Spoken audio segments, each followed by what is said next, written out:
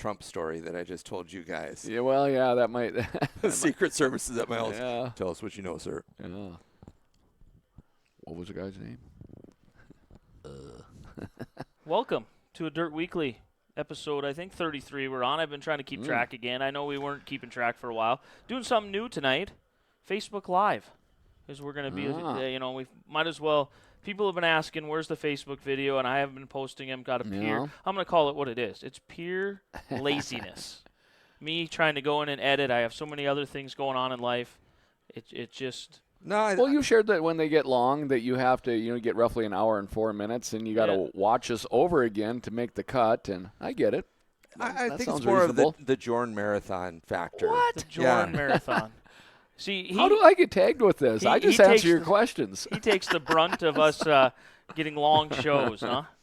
Wow. Might get some comments here. So if you want us to talk about something, lay a comment underneath. What I found interesting, if I could jump ahead to the Hall of Fame conversation that you guys had, there must have been heavy coaching from your parents. Many people in the room, Joren, keep it tight.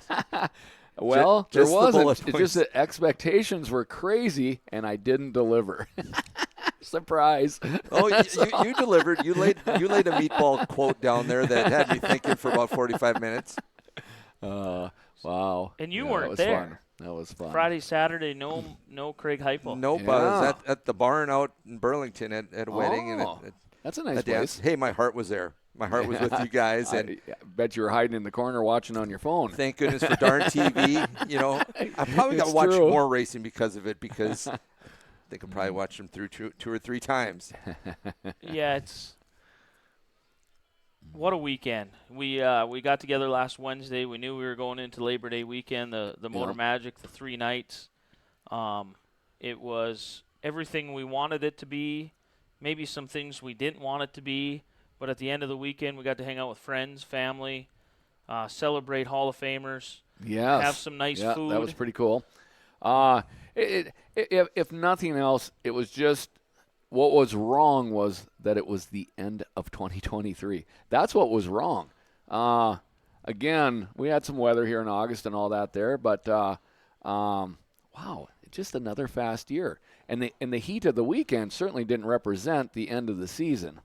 This morning might have, but the weekend certainly didn't. I joked around for 2 days. I joked around hot. at work on Tuesday morning, or even this morning, Wednesday morning.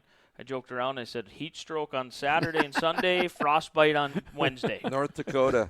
Yeah, man. The news showed tonight 37 degrees this morning, 3 miles south of Minot. So, So you pull into the fairgrounds Sunday night, right at the peak. It's probably about 4 o'clock, getting ready for the final night of the races, and everything is abuzz. The drag strips going, the auctions going, everything's happening on the fairgrounds.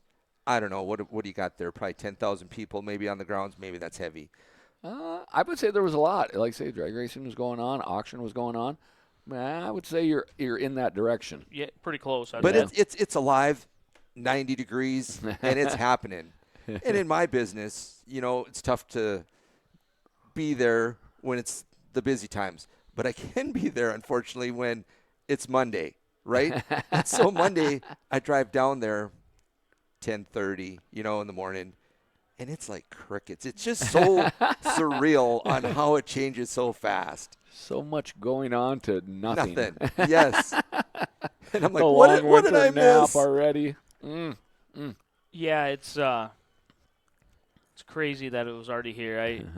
Nick and I sometimes can get that. We joke that we want to get our relationship as him being in the booth and me down on the ground as kind of like that rodeo announcer and barrel clown, to where we can banter back and forth.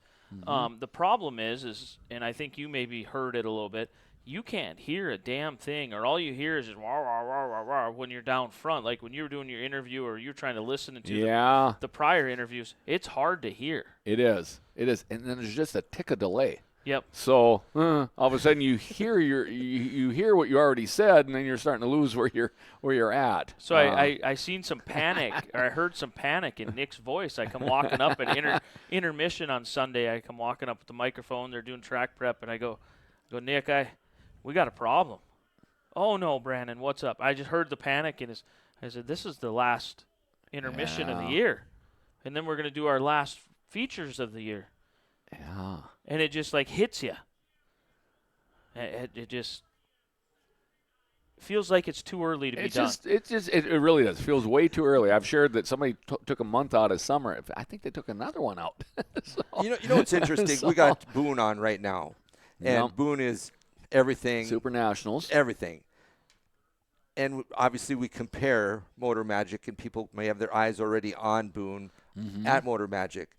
But Motor Magic ain't bad. I mean, if there was no No. Boone to compare to, it's a pretty good gig. For sure. A 3-day deal. And the plan is that you race yourself sick. Yep. and for some that did happen, and that's good.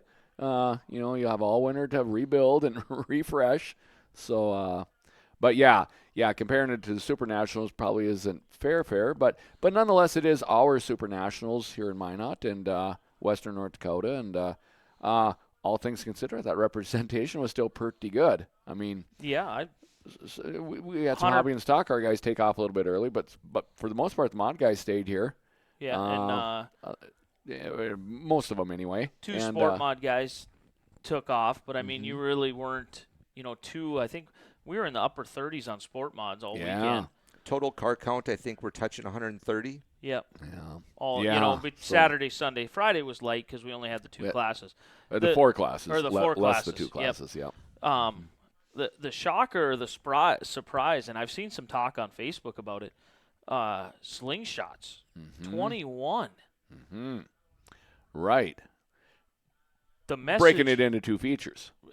smart move. Yes. Whoever Yes. made that call Yes, at I'm the on Nodak board. Speedway, beautiful call. Yeah. Each night, 2 features. For those that didn't get a trophy, I apologize because I know for night 1 we didn't give away any trophies because we only had 2 trophies. We didn't plan on running two features, so they're going to get the Yeah, I see. trophies to the drivers at a later They're going to date. receive, they just didn't get Yes. during. Yes, but great move because it allowed every one of them kids to get maximum race time Yeah. in a constructive setting. Yes. Yeah, 21. Wow. I didn't actually look up the number, but I knew there was plenty. So, and again, the whole design of the deal is to get young people involved and maybe go forward from there. And we talked about Keenan Glasser in the past. Had been a successful slingshot racer, and of course we got Steven's kids in there. We got Aaron's kids in there. So they're all developing into drivers, and Ryan Sebo's boy. Ryan and Ellie Ruby. yeah. Jason and Katie had their daughter out there for the first time. Maddox, Haley's in there. So the next group is in boot camp. they're learning the ebb and flow of racing. So Yeah. that's awesome. I thought it was a fantastic weekend. We'll roll into let's roll into this part first. Sebo Motorsports brings you the rundown. Specializing in high-performance parts and chassis repair, call Ryan at 701-720-3889 for all your hot rod and racing needs. He had a busy weekend. I would think. I know he made about 10 or 12 trips back and forth to the shop about every day to get stuff or do stuff. I know he had to take one over and do some welding on it. He built some body panels, some body bars for people. He had a pretty good weekend. It was fun to hang out down there and kind of spend some time. Yeah, I saw him on foot there, and he looked busy in thought. So, because I'm sure he was, it looked like some classes certainly needed some bumper stuff made for him. It seems so. like cars might be a little bit more bulletproof than they were back in the day. We saw a Turnbull roll over in Estevan and drive away. We saw you loving the wall, drive away. Yeah, Lily rolling it, racing Yeah. it. Very And rarely do you continuing. see a car roll and then race again that night. True. I would say along those lines that maybe we're mounting bumpers in a more favored way of not tearing off, maybe just bending up or bending sideways or something like that. There where you can continue. You still have some of that protection. So I think some of the technology stuff helps too. I mean, cars of 20, 30 years ago maybe didn't have, I don't know, trailing arms on our hobby stocks and stock cars. Were the bushings as good 20 years ago as they are now? Yeah, You there know, could be something there. something along them lines. They're remanufacturing, restamping stuff where it isn't rusty in a wrecking yard, and we're getting a fresher metal. We used to take spindles off cars in the wrecking yard. Now we're putting 3-piece spindles on, so when you do bend one, it's usually only the arm. Fix the component. So you fix one piece of the 3-piece spindle, and you're good. But in Max's case, we had to fix the whole 3-piece spindle earlier this year. 2 of them. Because it got wobbled out. Yeah, the wobbly ball joint. Yeah. God, and that was at the beginning of summer. Again, seems like feels like ago. a 6-week summer here. Yeah. Apparently it was 3 months. Friday night, you weren't able to be there. You were in a race car. I had the privilege. I didn't know who I was going to announce with. Riley Raynard messaged me on Thursday and said he was game to do some announcing, and I'm never going to turn down that opportunity to announce with Riley. Kind of a neat deal. He sent the message right away when he texted me, and I said, "Yep, you're more than welcome. Come up. Let's do some announcing." He's like, 2 race car drivers up there trying to talk about racing. This is going to go good or something. Oh, no, he said 2 Motor Magic champions going to call Motor Magic together. And I like it. I had to break his heart and say, I've never won a Motor Magic championship. There was just one of you. Well, I was believing right when you said it, but still working on it. You know, you put a lot of graphics together, and we talk about cars. I think one of your graphics would be very, very helpful is the Raynard family tree, the Cody Schlope family tree. I can't figure it all out. Maybe that's for an off season. Maybe we'll invite Cody down, or one of the Raynards down, and set a 4th seat in there. I can put a 4th chair right here. If need be. It's sitting right there. That would be fun. Well, even their first names are so close. Riley, Ryder. I'll download a graphic, and we'll fill out the family trees as we go through. Yeah. That would be fun. I know that Diesel and Riley are brothers. Yeah. Wendy and Devin are their parents.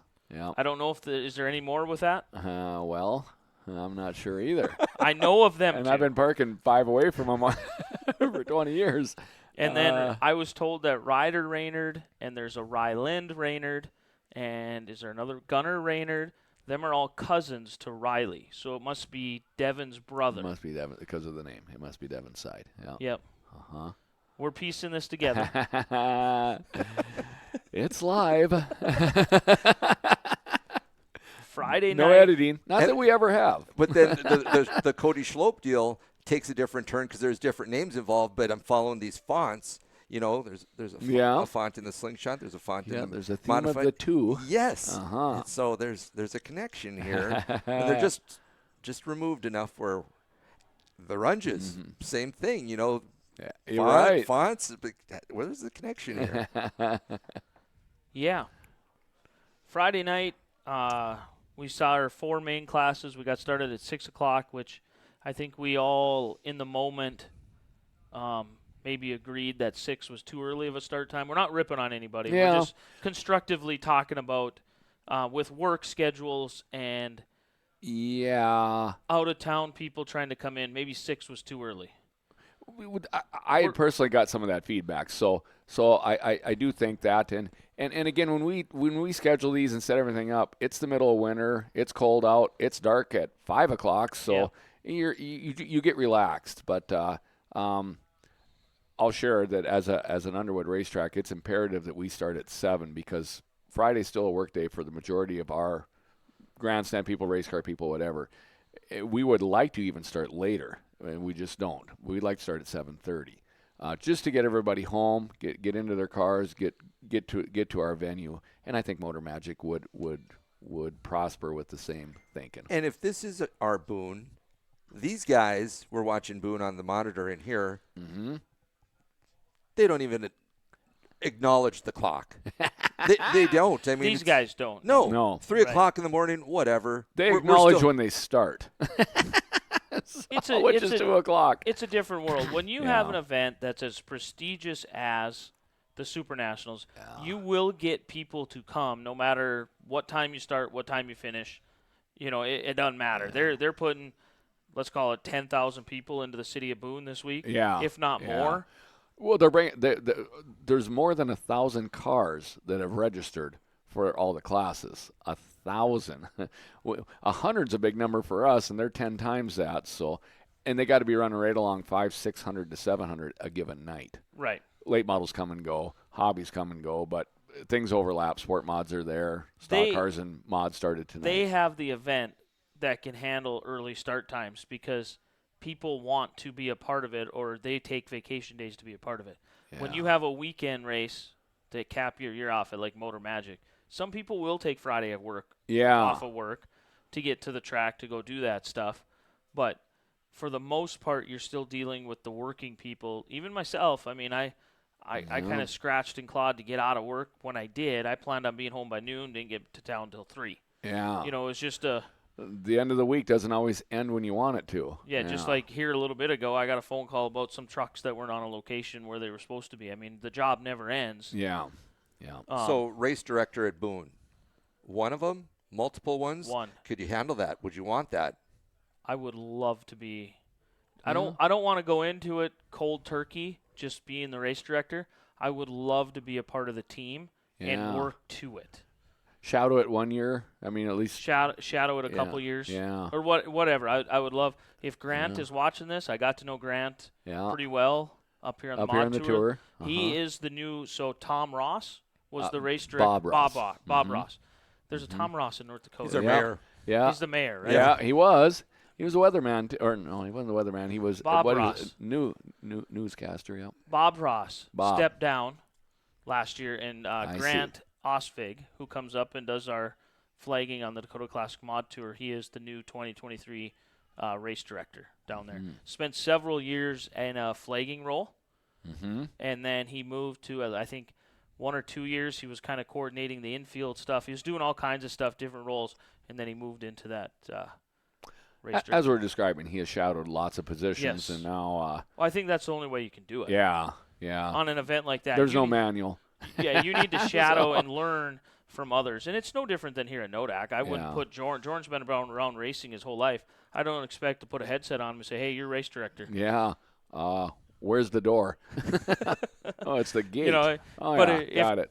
But if Joren were to come and not be in a race car for a handful of nights or, for a summer, by the end of the summer, he'd know exactly the inner workings of why we do this or why that or that, Yeah. I would love to be a part of it. Yeah. More than on the TV side. I'm invited down every year for the TV stuff.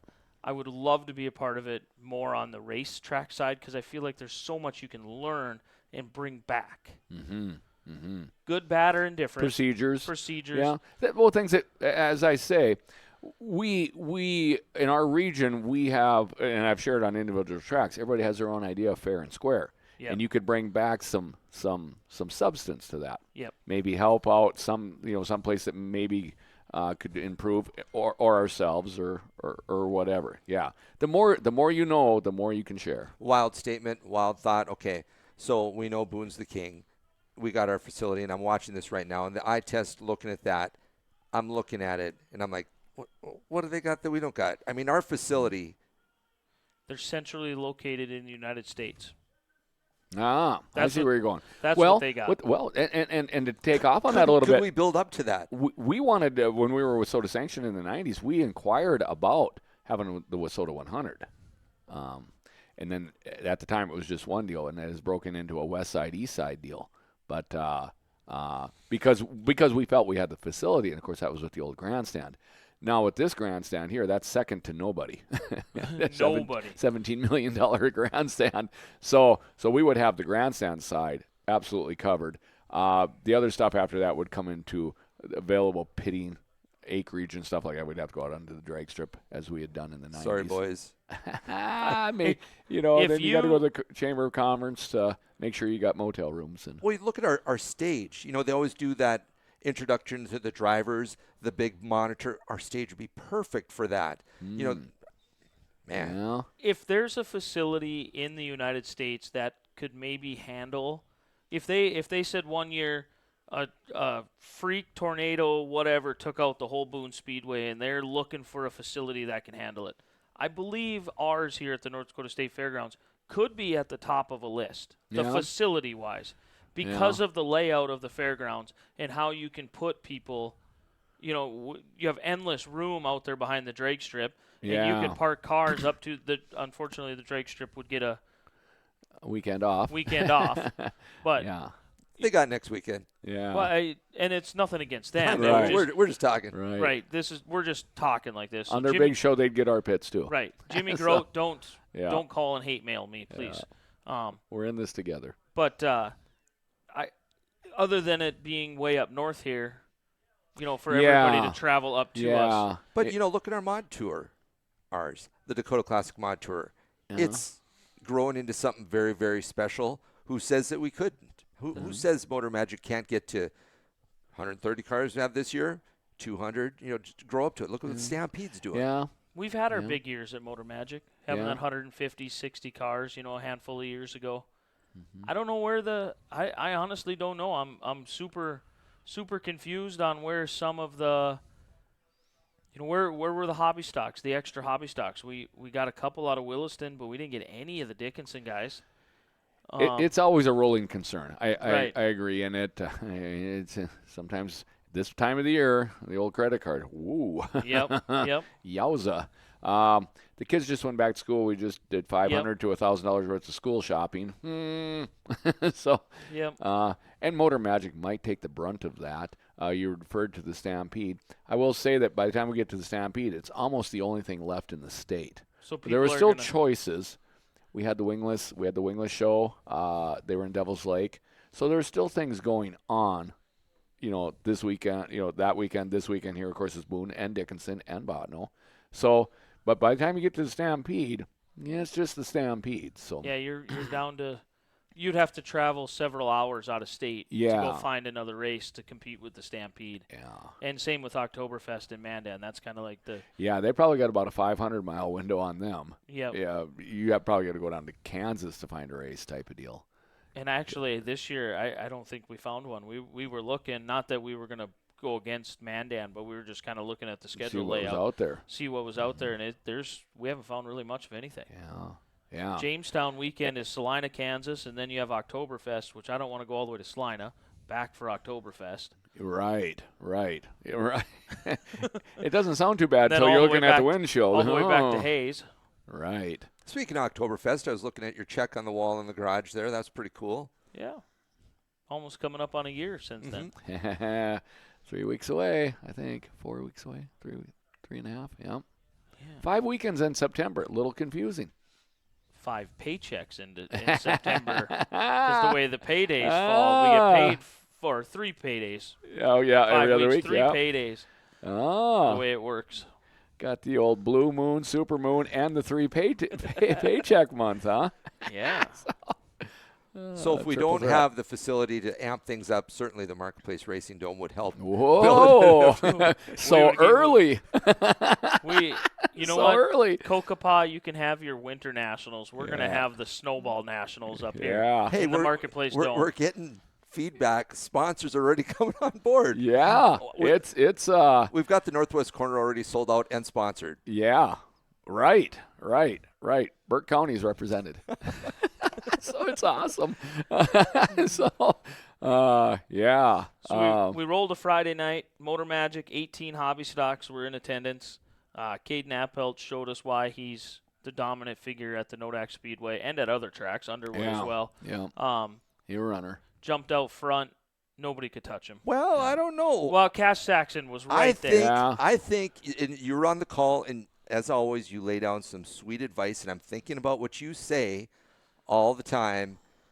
I think if he'd listened to your advice or maybe slow down to go faster, would you say he was overdriving turn entry? I thought entry? he was overdriving corner entry. He had a hot and he rod. was sliding up in the center, and Saxon, that's the advantage of being in second. Saxon, being a young man himself, I think I figured out he's 14 years old. Is that what it is?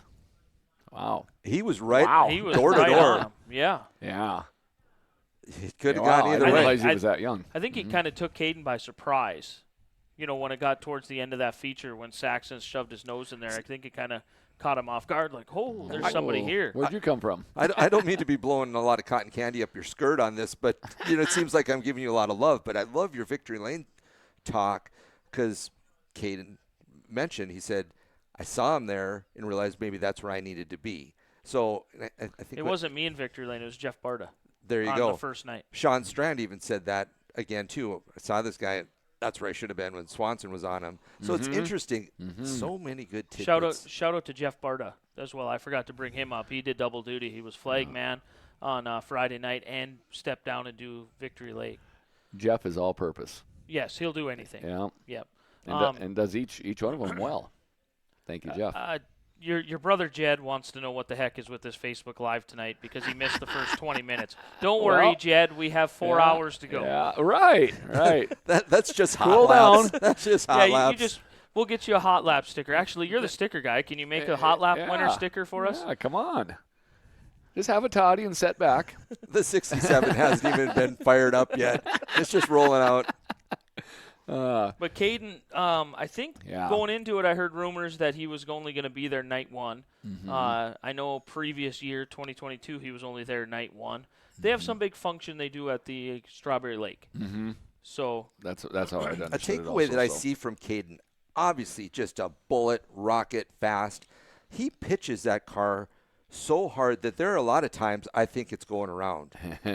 And we talk about momentum and keeping that speed. How can you maintain momentum and pitch it that hard? If I knew, I would race like it. Right. I have no clue because it defies all logic. It looks logic. too hung out to me. Yes, it looks hung out like he's spinning his tires, but yet that dang thing goes. Yeah. And you're just sitting there its looking at it position like, says otherwise. So. just totally confused. Like, that don't work like that. He's supposed to be going around. Kyle Busch says loose is fast, but that's tailed out. Hey, it works for Caden. It does. And him and Cash equally, a couple turns going into 1 and 2 just together.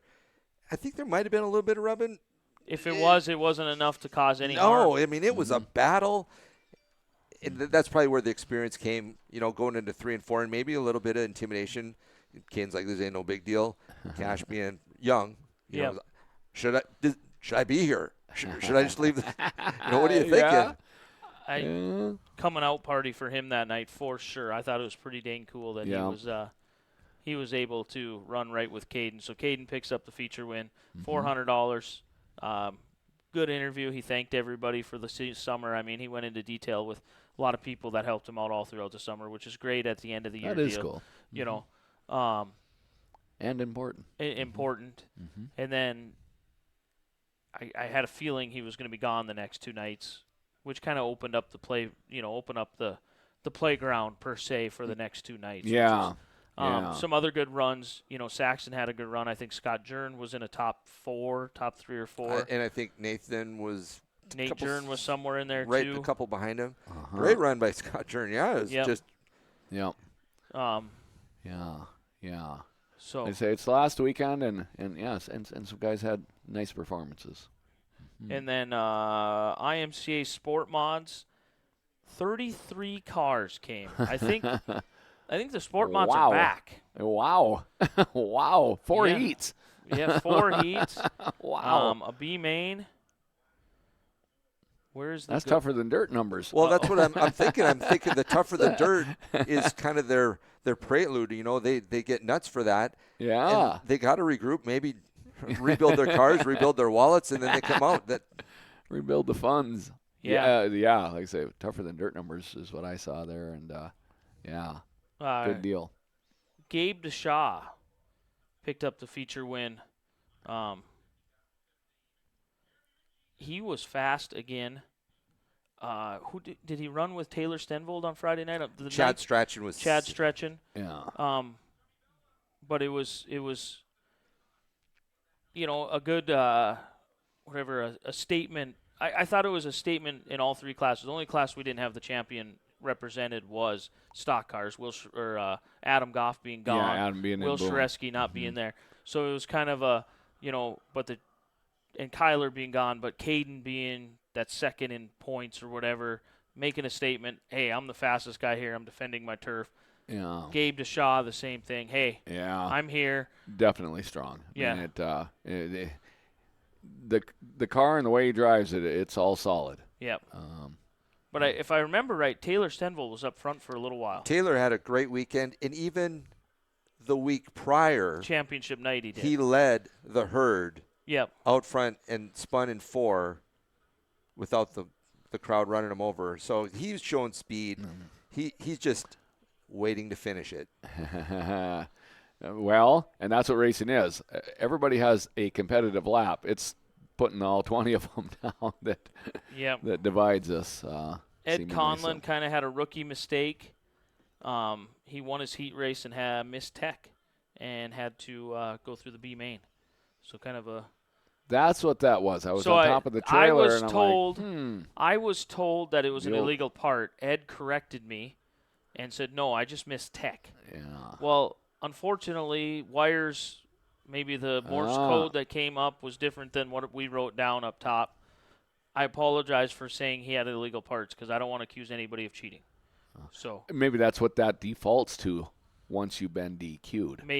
Possibly. So Ed Conlon, he was able to pick up the B main win and move into the A main. I think Tanner Conlon had some issues. I think parted out a transmission, if I remember right. I was going to say, I thought one of them come in on a hook. I think it was Tanner, 47. Because he didn't race the rest of the weekend, I don't think so. He didn't, huh? I'd have to look, but 3 nights of racing, it's hard to keep them all together. It is. But there was one night going into 2. I'm not sure if it was Tanner that spun or Ed and Tanner. They kissed 1 and 2. It's like, I did see that. Dude, you're not supposed to be looking at me right here. All these cars and we find each other. Yes. Right. It's not supposed to go that way.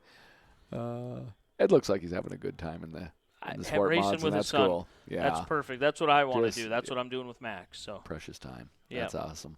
IMCA stock cars, the old Sean Strand picks up. Yeah. Sean brought up the X car, and he was challenged. Rock and race. Yeah. Rock and race.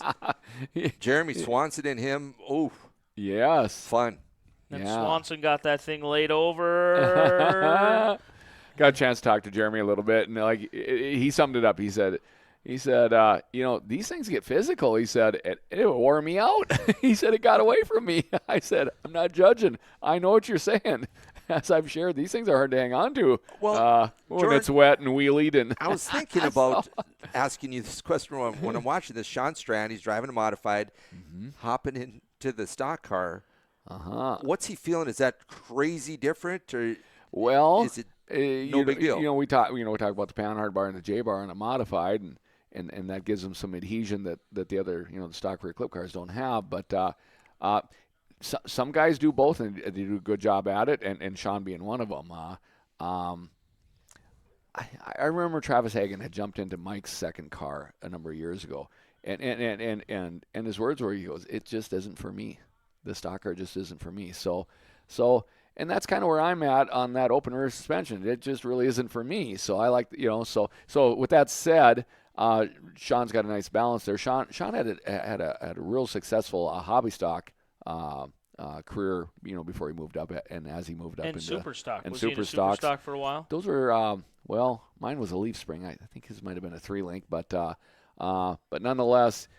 To me, it's just a driver having that feel for where the car has gone too far, and Sean's obviously got good feel for that, and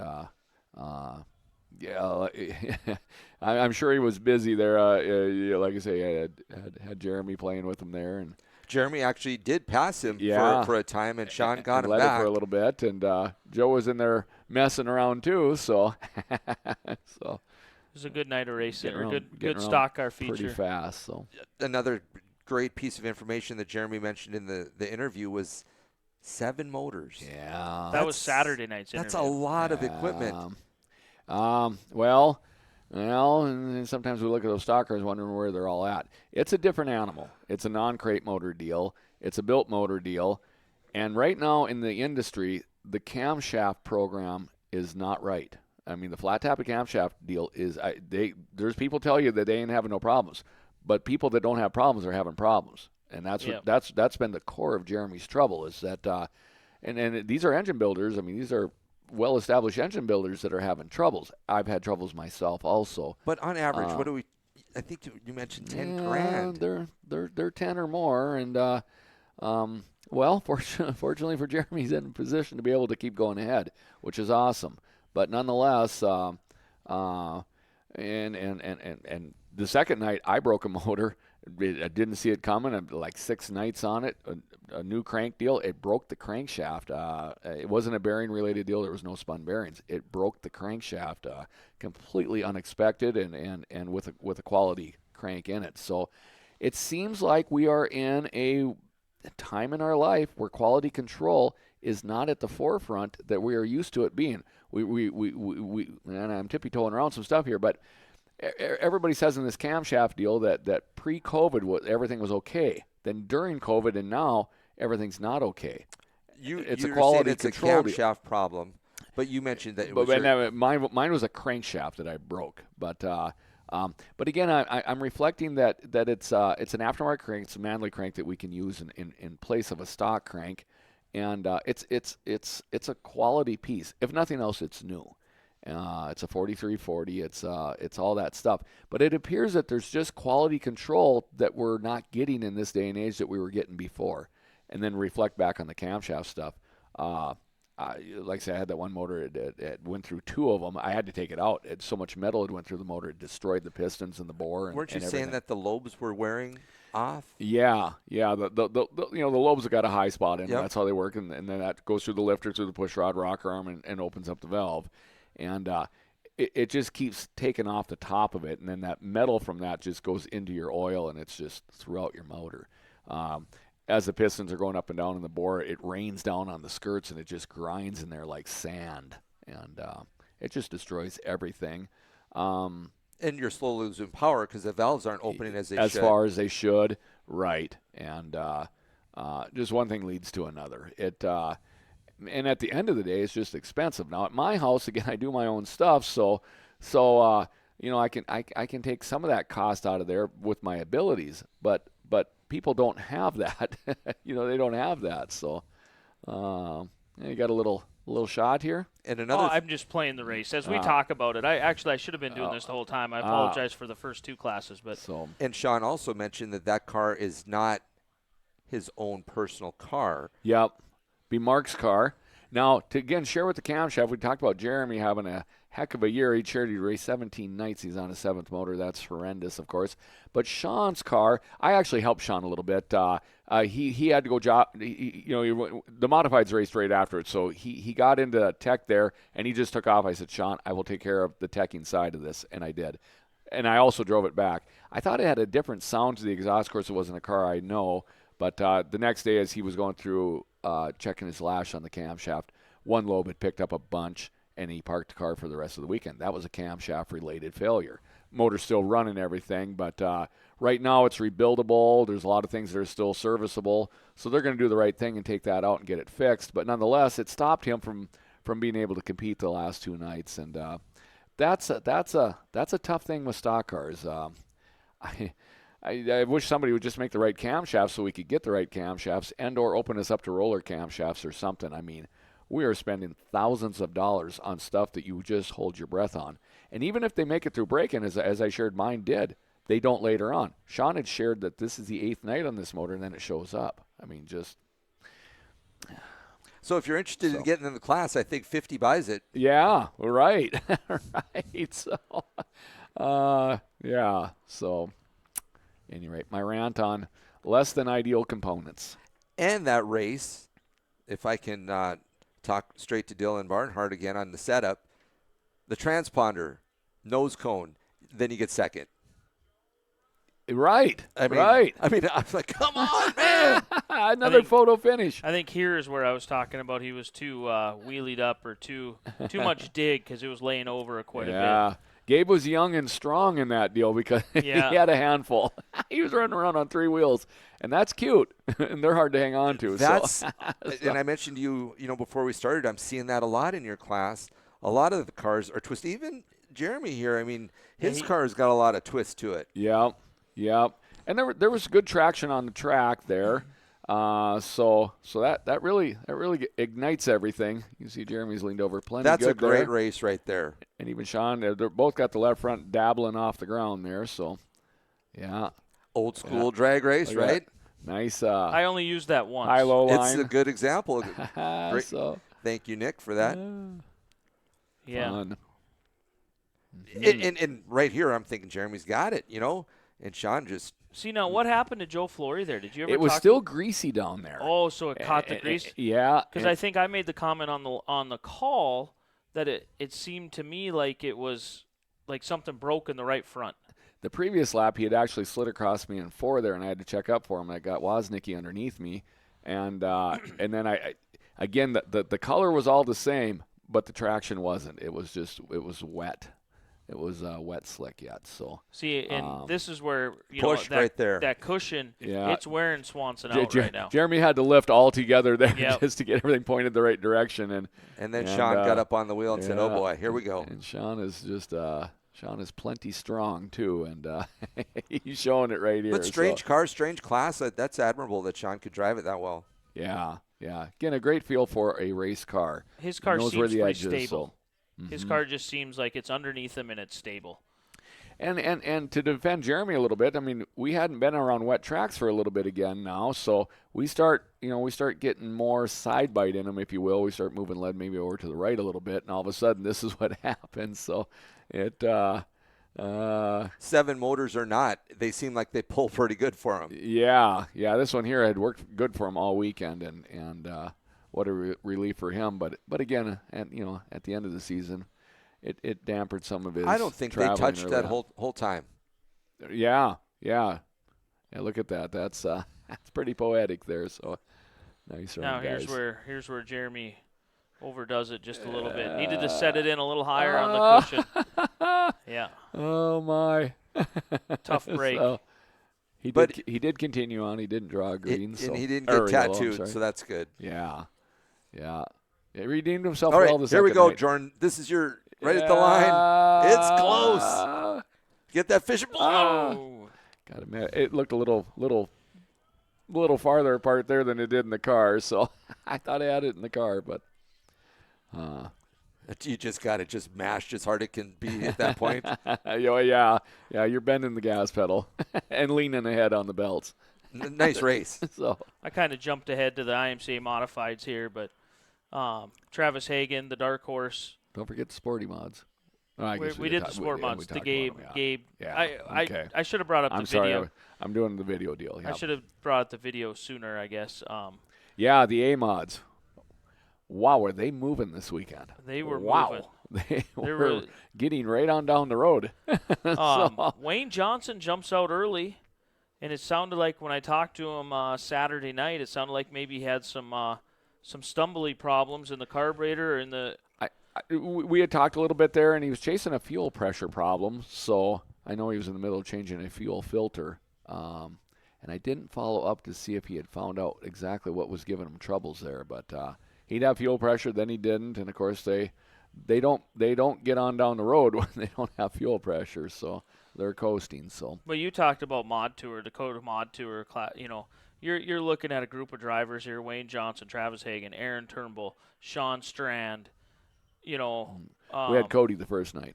Cody the first night coming from the back. He missed his heat race. Cody and Tyson Turnbull, Cody Shope and Tyson Turnbull missed their heat races. Drew Meister, Yeah. Yeah, right, because they were still traveling, yeah. I'm thankful to have Aaron Turnbull represented 3 nights. He used to do a lot of late model racing and wasn't as all in on the mods. I love having him a part of it. Yeah, same. Yeah, and had the 2 kids in slingshots, so. How about the big show? He's farming. I know nothing, so. He's farming. Miss seeing him up here. Shout out to Big Show. Yeah, Travis Hagen went toe-to-toe with Wayne Johnson, Aaron Turnbull right here, and came out on top. Kind of the theme for the weekend. Yeah. As we'll get into. That's just such a wonderful age that he's at right now. He's young, he's 30. strong, he's quick thinking, he's quick reacting, he's So have you ever had – so look at Jake Nelson's car here. It's right at the top center now.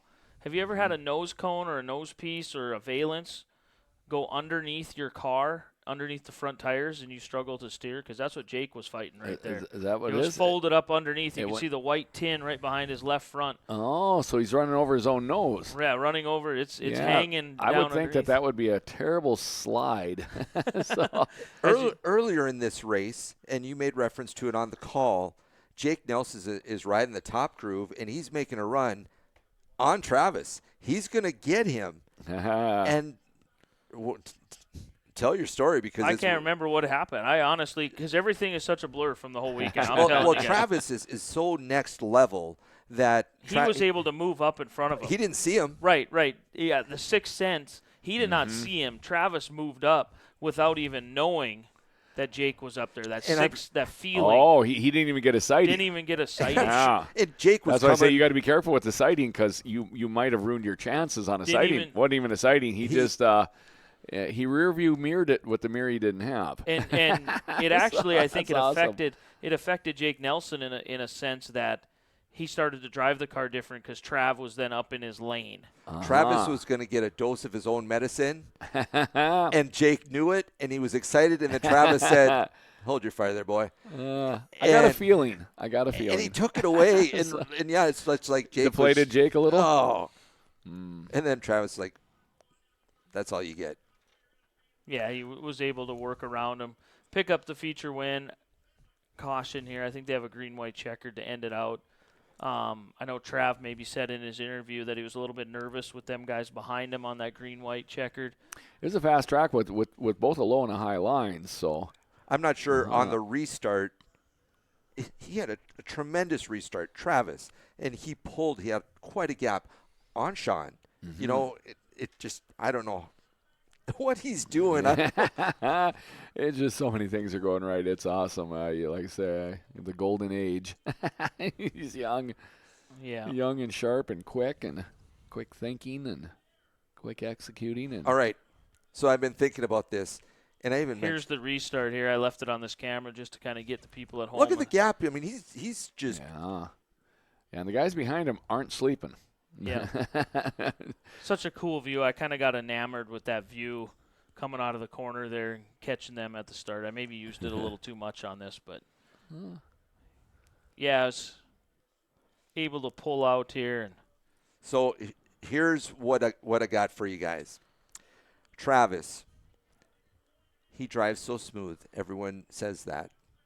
Doesn't scrub off any speed. And I mentioned this to him when talking to him in the pits afterwards. I said, you look like you're part of a symphony. It just looks beautiful, beautiful that's music. Fair.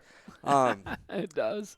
And so we want to call him the GOAT. The worst nickname he could have is the Dark Horse, because he's clearly not. The best nickname. Did you see the song that I played for him? Katy Perry, Dark Horse in Victory Lane, man. So related to the symphony, you could call him the master, the GOAT, whatever.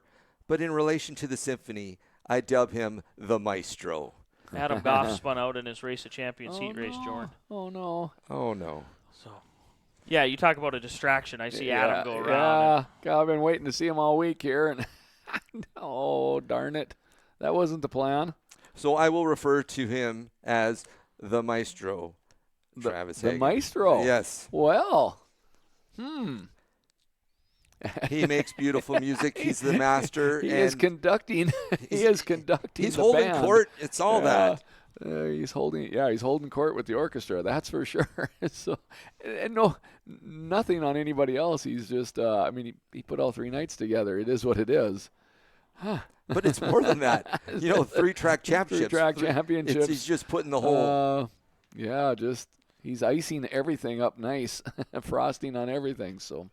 His boys are just going to think after the races, that's where you go. I mean, it's just, here we go down there, Daddy. Have you seen what Revan has started to do? He walks right over to the trophy and he grabs the marker and he starts signing it himself. Well, that's what you do. Oh, boy. Oh. Tom Berry Jr., you're not my daddy. Get out of here. Oh, dang. So night 2. Are you guys ready for night 2? We're 45 minutes in. We've made it through one night. Brandon, Joren says to us before we start, is this going to be a distraction for us as I see him watch? Well, a little side note, everybody. We got the Supernationals going on up on the wall here, and Adam just went around. Little FYI, I put a set of gears together for him, and we kind of teased a little bit. I said, "You sure you're ready for this much gear?" So. Adam, I think you should have left the 650s in. That's all you needed. 683s that's beyond us.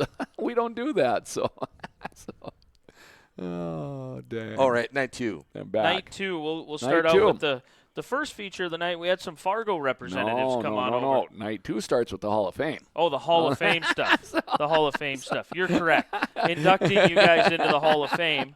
And some quick interviews with all 6 of you in We had front a of quick the luncheon underneath the grandstand, and Yep. we're able to catch up with old and new alike, and So then, all Hall of Famers, if you want to, can attend. all Hall of Famers are invited to get together underneath the grandstand, 3 to 5:30 area, and just catch up, meet each other again type of deal. And wow, I mean, the air in the room was real. I mean, It was pretty cool. I came a little Haughey, bit late. Jim Burgo, yeah. Is there anybody that gets you in awe that you look, you're like, oh my goodness? You know, the Jim Burgo types. I mean, I think Jim was 92 years old, and he was there with Dave. His son Dave brought him, and yeah, I mean, these are the names I heard when I was young, and so Haughey, being part of the Hall of Fame is a major, important deal in his life, and he's proud of it, and he represents it well. Again, raced in my dad's era. My mom and dad being there, with my dad being in. Yeah, it's cool. It's cool. So, Brandon then the 6 inductees. You did a quick interview, and quick it was against all odds. Nick did a really good job of presenting them, reading off the stats. Nick and I had kind of had a plan. It's easier for him to do the presenting, or the stats and because he's upstairs with the piece of paper so he can read off it. If I'm down front, I can't remember all that. Some are statistics that they asked for. So right.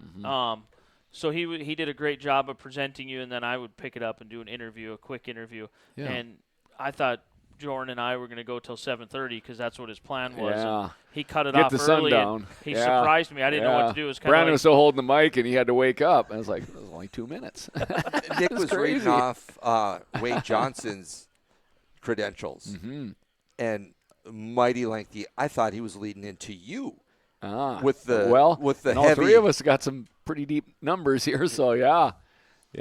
So excited for Wayne again. He's calling it quits here in a couple weeks, and him and Lori were there. He brought his mom and extended family, and again, when your family's there, these people have made tremendous sacrifices for your racing, or for our racing, or their racing, however you want to say it. So neat to have your people there. So, Joren, you always, just like Brandon, I admire things that you do, and you're very deep. You're very insightful. And I had an uncle who was a cowboy. He's a cowboy, but he's a cowboy poet. And wrote a lot of stuff. Anyway, I dub you the racing philosopher. Because there are many times that I'm sitting here in front of you. some deep arguments, I know that. No. I'm sitting here listening to you. I'm like, I got to think about this. And in your victory speech, you laid one out there for me too, and set me back, and I had to stop and think about it. And it affected me because I'm kind of in the same situation with you, with my family, or at that age. Yeah. And I don't want to quote you because it was so deep, and I don't want to misquote you. But if you wanted to mention that, I thought it was really insightful. Well, as you've pointed this out before, my parents have been just a big part of my racing from motocross on up, and of course my interest in racing comes from my dad racing. So my mom has been burdened with a lot of racing in her life, and it's kept her busy, and she's enjoyed it, and she does enjoy it. So everybody's getting older, and my parents are 80 and 82. So I just want to acknowledge the times I have with them. It's important, and this Hall of Fame deal, as I've shared, the most important thing to me at this moment is the fact that I was able to receive and celebrate it with their presence. And that for me that's the most important part of it right now. Now, maybe 25 years from now, it'll be a different deal. But for right now, that's really important. Naturally, my brothers have been supportive. And then I go into my wife and my children. That's very supportive. They don't even know me any other way. So that's all important too. But right now, with what age everybody is, my mom and dad's that's precious for sure. I love it. So yeah, they were there. They were smiling.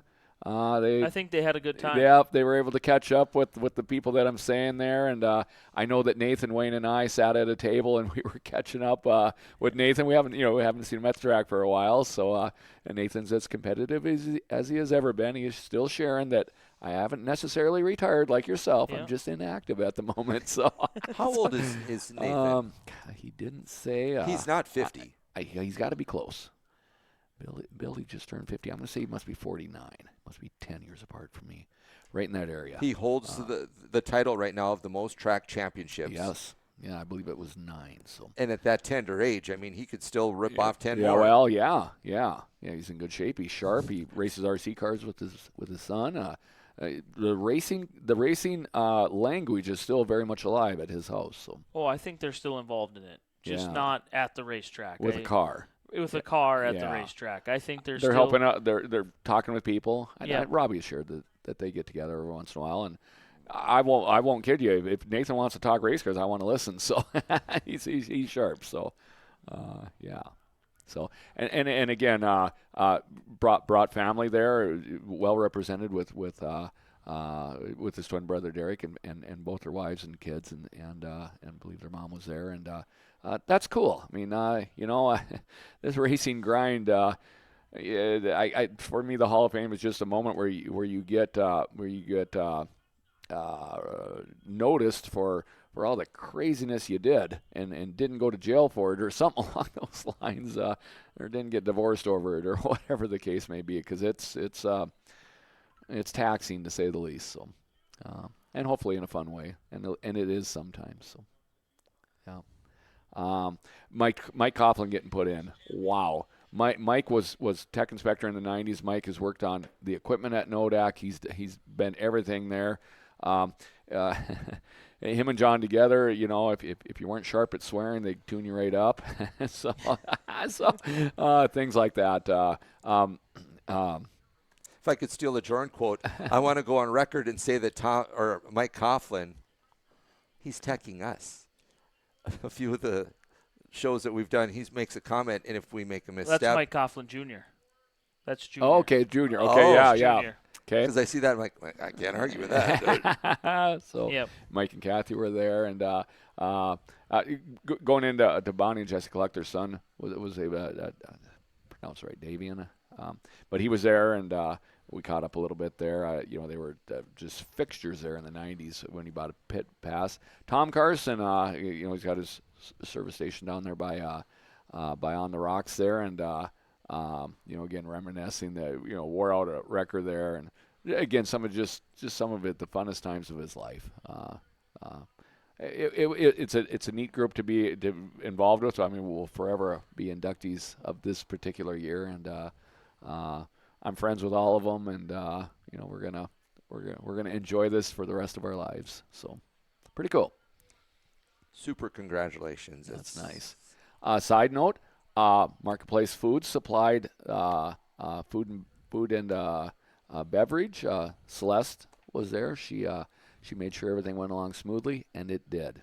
Thank you, Craig. Katie came and visited us at the store, and she couldn't have been more classy, and it was great visiting with her. And Katie represents the hall so well at such a young age. So Yeah, fantastic job that she does, and she quoted, or she labeled me as the voice of the Hall of Fame, because I've been doing all the last 6 or 7 years. I've been doing all the interviews, and I said I'll take whatever you want to give me just so I can be a part of it. That's awesome, and you are, of course. So, but yeah, Katie does so much work behind the scenes. I don't even want to start because I'll forget something. But I mean, right now she needs my jacket size, and she texted me yesterday. I still haven't answered her, so she's on it all the time. So, and Katie, I'm coming here tomorrow. I think my backhoe day is busy tomorrow, but maybe in the evening. So. As you can see, I put it up a little late here. Class of 2023. Jesse and Bonnie Cluck they're not with us anymore, not able to be there. Their son was there. So. Tom Carson was there. Yeah. Mike Coughlin was there. He had some super kind words. The I kind of spoke about this. My dad and John Gall, if they were oil and water. But both John and Mike and my dad maybe were oil and water at times. I know they had a relationship because Mike working at Wesley's, I believe. Yeah. So did some truck repair stuff for my dad. Sure. But I know Mike said some super kind words to me about what I've done for the Nodak Speedway, Yeah. and it meant a ton that he would, even recognize that. So. Katie still just knows what's going on. Here's the problem Oh. with being live. Katie just commented and said, "I was wondering if you forgot about me." No, I'm still on it. Yeah. Then yourself, Nathan Burke, Nathan Wayne and Johnson. Wayne. What a great 6 to go in at this time. Yeah. It just feels right. So that's cool. Thank you. And with Katie saying that you are the voice of, she's right, because this is such a tender moment, emotional moment, and you do a lot of things well, but what you do really well is your victory lane, because there's just an emotional part that you bring out when someone's down there in victory lane, when it's a special moment. You're able to capture that, and certainly this is a huge 40 years in the making moment. Yeah. Yeah. This is a life dedicated moment. Yeah. Yeah. That's recognized in a quick interview and followed up at the banquet. But I don't know what else you can do with that. But I don't interview anybody at the banquet. It's all on you guys. You write your speech and you make people listen. Oh my! And I sit in the back with maybe a stiff drink and once or twice a year. That night's one of them. Right. Joren Boyce is going to make the banquet the first doubleheader. And I did. Well, how did this happen? Oh, I just answer questions. You get the blame. I like it. Oh, it ain't right. But great job. And we'll touch on something a little later too. There was another thing that went on Saturday night once we kind of get into the racing aspect of it. But great job by Katie. Yep. Great job by all of her volunteers, all of her people that helped put on the meal, that set that up down there, because they set up the tables, set up the chairs, brought the food in. Then they tore it all down. Yeah. The only thing I regret doing is everybody knows my hiding spot now. Right. Where I hide on race nights. Yeah. Where nobody can find me. I learned it last year. You learned it last year.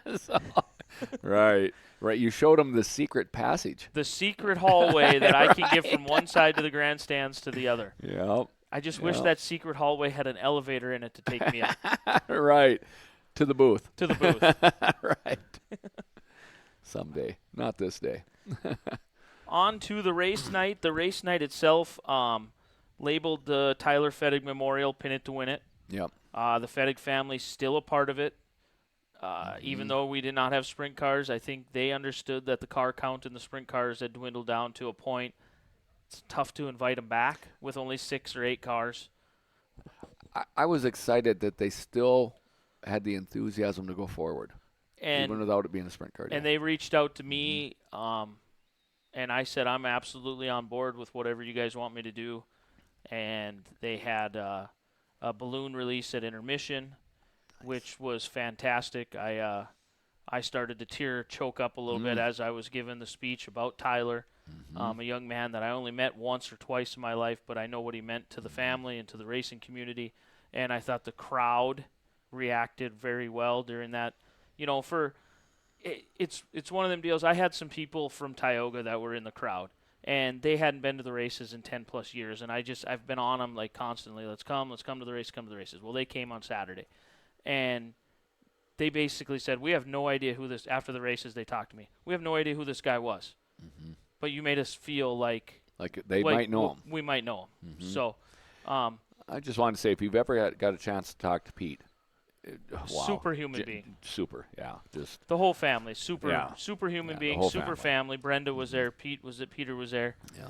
There's a memorial in the pits under the catwalk. Yes. And the Fettig family they asked me who's been caring for it, how is it being maintained, because they were very, very proud and pleased with its appearance as they approached it this weekend. So Jeff Barta, whoever is caring for Jeff that, Barta. they No surprise. Yeah, Maybe Becky so, Medler. I'm guessing yeah, Becky Medler probably Definitely has Becky. a part in it. She's at that gate all the time, and she takes pride in how things look as well. But as far as I know, Jeff Barta, Becky Medler would be the two. And if I'm missing somebody, I apologize. I Yeah. just know from my time being down there, it was Jeff Barta for the longest time. And I know nothing. So, So- yeah, thank you to everybody involved. And then they It donated. is important and it's been noticed. Yes. So, And they donated money to the 4 main classes, which we're calling that the hobby stocks, the sport mods, the stock cars, and the A mods. for him. Yeah. 4. I call it the 4 main. Yeah. That's what I call it. But first, second, and 13th in the or 14th, 13th or 14th, maybe 14th, got a bonus amount of money, which was cool. And I thought it was important that they came out after every victory lane and they handed it to the drivers, so that way the drivers knew where it came from. Sometimes we just need to slow down and appreciate things. Absolutely. And that's what that is. Yes. So, and that's what needed to be done. Yep. So I'm glad that we could just slow down and appreciate that, because that's what it needed to be. Again, another opportunity where you shine with that. Yeah. Right. That the human element in this, that's important. Yeah. You do a good job. I'm playing off of Craig on that. Yes. I appreciate it. So I take a lot of pride in it. I want to Yeah. be a part of it. I want to do a good job. it don't need to be commercialized. No, I It needs to study be- what these guys do. I'm not saying they're the best, but I take a little bit, just like you in Yeah. a race car. Yeah. You take a little bit from everybody and try to create your own. You your watch own- things and try to pick up on things you think will improve you. Yep. Yeah. I like it. And there's an art to it. There's something you got to, Jeff Barta did an amazing job.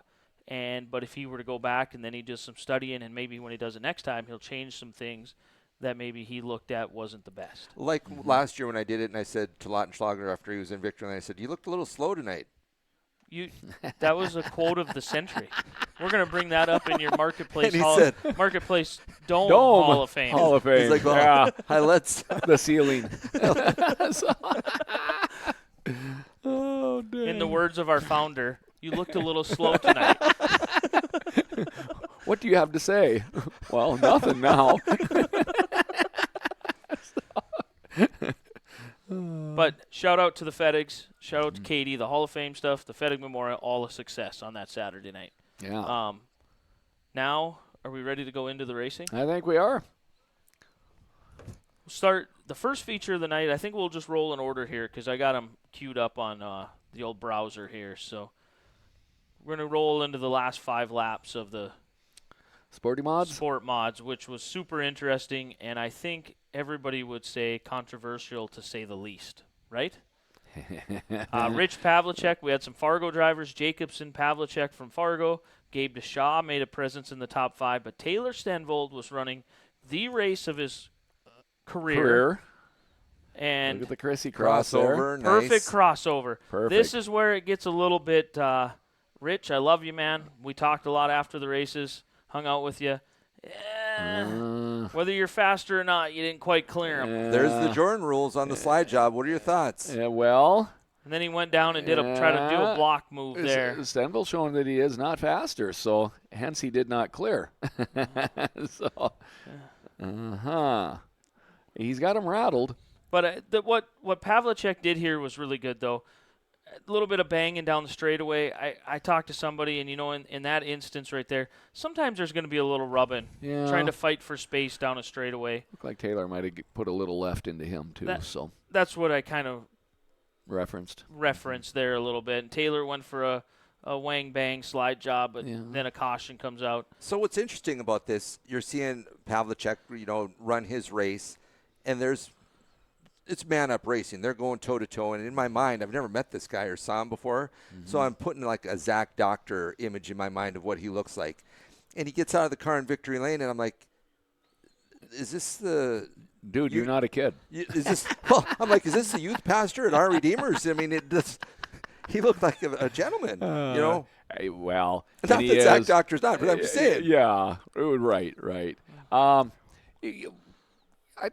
Good time to kind of interject. I think that, again, I say that different regions have a different idea of fair and square, and I think Fargo lets a lot of that go on. We don't. However, So However, my regional fair and in square. the conversation, in Victory Lane, he says to Brandon, "It's a little bit rougher here than it is in Fargo." He's the one doing the roughing. Oh, well. Yeah. He says, "Yeah, you tear up a lot of stuff here." Had friends go down there and come back. Oh, Yeah. they're aggressive. I said, I'm staying home. So, yeah, Rich, a longtime racer, a very accomplished racer too. So it was going to be hard to jar him. Fargo had their championship night on that Friday. So he came on Saturday and Sunday, him along with Jacobson. I think they had 5 or 6 cars in their little group over there from the Brennan Fargo. Borg was there with the stock car, and Rich's son, Jaden Pavlicek, who's I think 15 or 16 years old, also races a sport mod, number 74. 74. They both had gold numbers. So, but with everything being said, 17's fast. Oh, yes. Yeah. He's got some speed. I say he's plenty got fast. a storied career. So they had a sport mod show at Dakota Speedway this summer, and Robbie won that. But 17 was giving him everything that Robbie wanted. Stenvold has that 21 hot rod hooked up and moving. Yeah, kind of watching. Got around Jacobson there, and he's still looking. He still wants that. Chasing the bunny, as you say. Yeah, bunny rabbit out in front of the dogs. He got a nice He's going to arch get corner one there. Super close. I thought going, into tonight here as I was watching this, I'm like, right, we're going to get Taylor Stenvold his first feature win, because I believe it would be his first career unless he won one somewhere else. Yeah, that's what I'm thinking too. Just came up a little bit short. Just riding that cushion, nice. Yeah. Pavlicek's Nice kind corner. of Pavlicek, I think, is doing a little bit of a blocker line. Yeah, he's doing the leading line. Yeah, he's slide jobbing air. And he's just not going to let anybody. He wants to be everywhere. Yeah. So you enter wide, go across the middle, bottom, and guess where I'm coming out. So yeah. I 32 or 3 cars again. So sport mods. Yeah, 30. I think they were 36, 24 plus 4 heat races, so 9, 36. 36. Wow. 36 cars. I know I checked at one time it was 32, and we weren't to the drivers' meeting yet, so a few more snuck in. So Slingshots night one of the slingshots. They broke it up into 2 features, which we talked about earlier. Yeah. Great move by whoever made that call. This is the A feature number 1, as it says in the top Prairie Coatings. Eric Laudenschlager's getting some love on the Dirt Weekly here now. Hudson Mann able to pick up the win here. And weird comment. Hudson Mann, is that Alicia Mann's son? It is. All right, so then and Greg Mann. I nominate Nick, record her up in Estevan and bring her voice down here at the NOAC Speedway. Absolutely. I got it on Darn TV. All we have to do is just record it off Darn TV. And she sings it live every night up there. Live every night. Yep.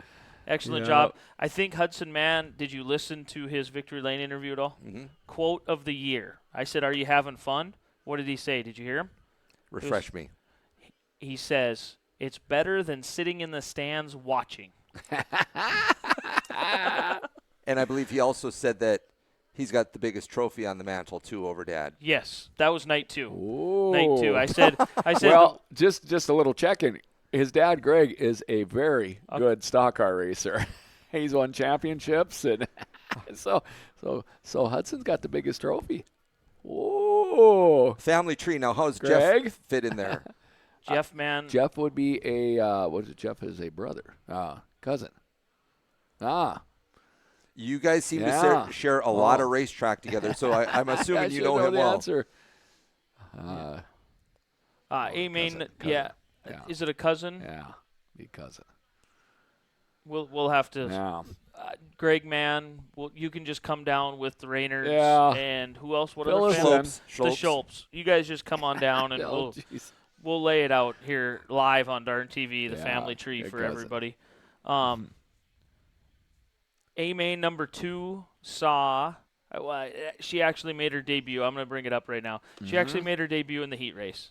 But I think it's the first, in our recollection memory, first 4th generation racer in Ellie Ruby. Wow. She would be number 4. Wow. On the Vondell side. Look at that, huh? Well, Rick's dad raced. Yeah, Rick raced. Katie raced, and now Ellie Ruby. Ellie raced. Ellie raced. Wow. I don't think tonight. And Jason for a kicker. Yeah, and throw Jason in for a kicker. So Ellie didn't have a very good first night. Sounds right to me. Had some issues on night one here, trying to get things up to speed. And Carver Ballrood, which would be the grandson to Delaus Haugen, Okay. representing the 47. Go 47. Very well. So he picks up this feature race in feature number 2. Tucker Sebo, as you see on your screen in the yellow and red 3. Yep. That was a screw up by me or somebody. That was a little it's all late. good. Well, I just want to, just give everybody a reminder who's all out there on the track. Yeah. You'll do more of that as you get older. Just saying. So Carver Ballrood, hasn't been around as much this summer. I haven't seen him around as much this summer as years past, but able to pick up this feature win. So, as I said, a lot of the kids racing this, the Campbell family, the Fichters, they all have ties to racing in the previous past. So, bringing out now kids or grandkids to current racers. Pretty dang neat. Night 2 in the stock cars. The stocky cars. Mm-hmm. Swanson gets out front. As we talked, no Strand in this one, right? Yeah. We got mechanical issues on the X car, so it took a break the rest of the Look at that weekend. green car and those chrome wheels. I know I got to shine them up now because you talk about them. Like, oh, no. Oh, man. Yeah. She looks good. Yeah, it's green. And as bright as it is, at the end, I lose you. Well, again, it... See, that's what I mean with you and Jeff sharing track. It seems like, you guys... Close to one another. You're dancing partners a lot. Yeah. And again, I had actually lost my brakes about 3 laps in, so I'm actually kind of coasting her in here, trying to hit the curb there, and again, thinking it's running pretty good. Again, I have no brakes, so I am coasting around in there. We're a family show here. We're a family show. I got to use a dad joke. Did you ever find him? I haven't yet because before the race was over, the crankshaft broke, and that's what's getting my immediate attention at the moment. But we will find him. You were thinking about Brandon when he was running up in Estevan with no brakes. Yeah. Trying to use that's your true. inner 5 car. Inner 5 car, yeah. I pushed on the brakes, and they went like 4 inches. I'm like, oh, God, we ain't got nothing here. So then I never touched them again. In your case, they would lock up. Right. In my case, they weren't there. See, there, but I had to drive it the same way you did. So I think I've lost you there because I was now. It was like 2 to go. So the leaderboard shows 4th. Okay. And I'm watching the leaders and trying to. I think Jeff had the flag all stretched out, indicating 2 to go, and it rattled. I got no green. No green on the back straightaway there. It might have been hiding up on the back straightaway yet. So you're coming around this time for 2 to go. They got a little lap traffic to play with, too. So. Yeah, they had Bob Fugman, or not Bob Fugman. That's Taylor Mogard. Yeah, Mogard's driving. Well, that 68 looks like it's pulling good. Yeah, he made up for the night before. Got a good workout. Redeemed himself. And didn't you say first victory at Nodak? First victory at the Nodak Speedway. Really? As a first victory? Huh, I would have thought, wow. At Nodak. At Nodak. Huh. Because he'd been down in some years ago. So Devin Gona said Jeff and Greg are brothers. They are, okay. Oh. So 7 motors popped, and he ain't giving it an inch on that one. He's like, come on, buddy. That's the second night on that one. So. Full spur. That one's going good.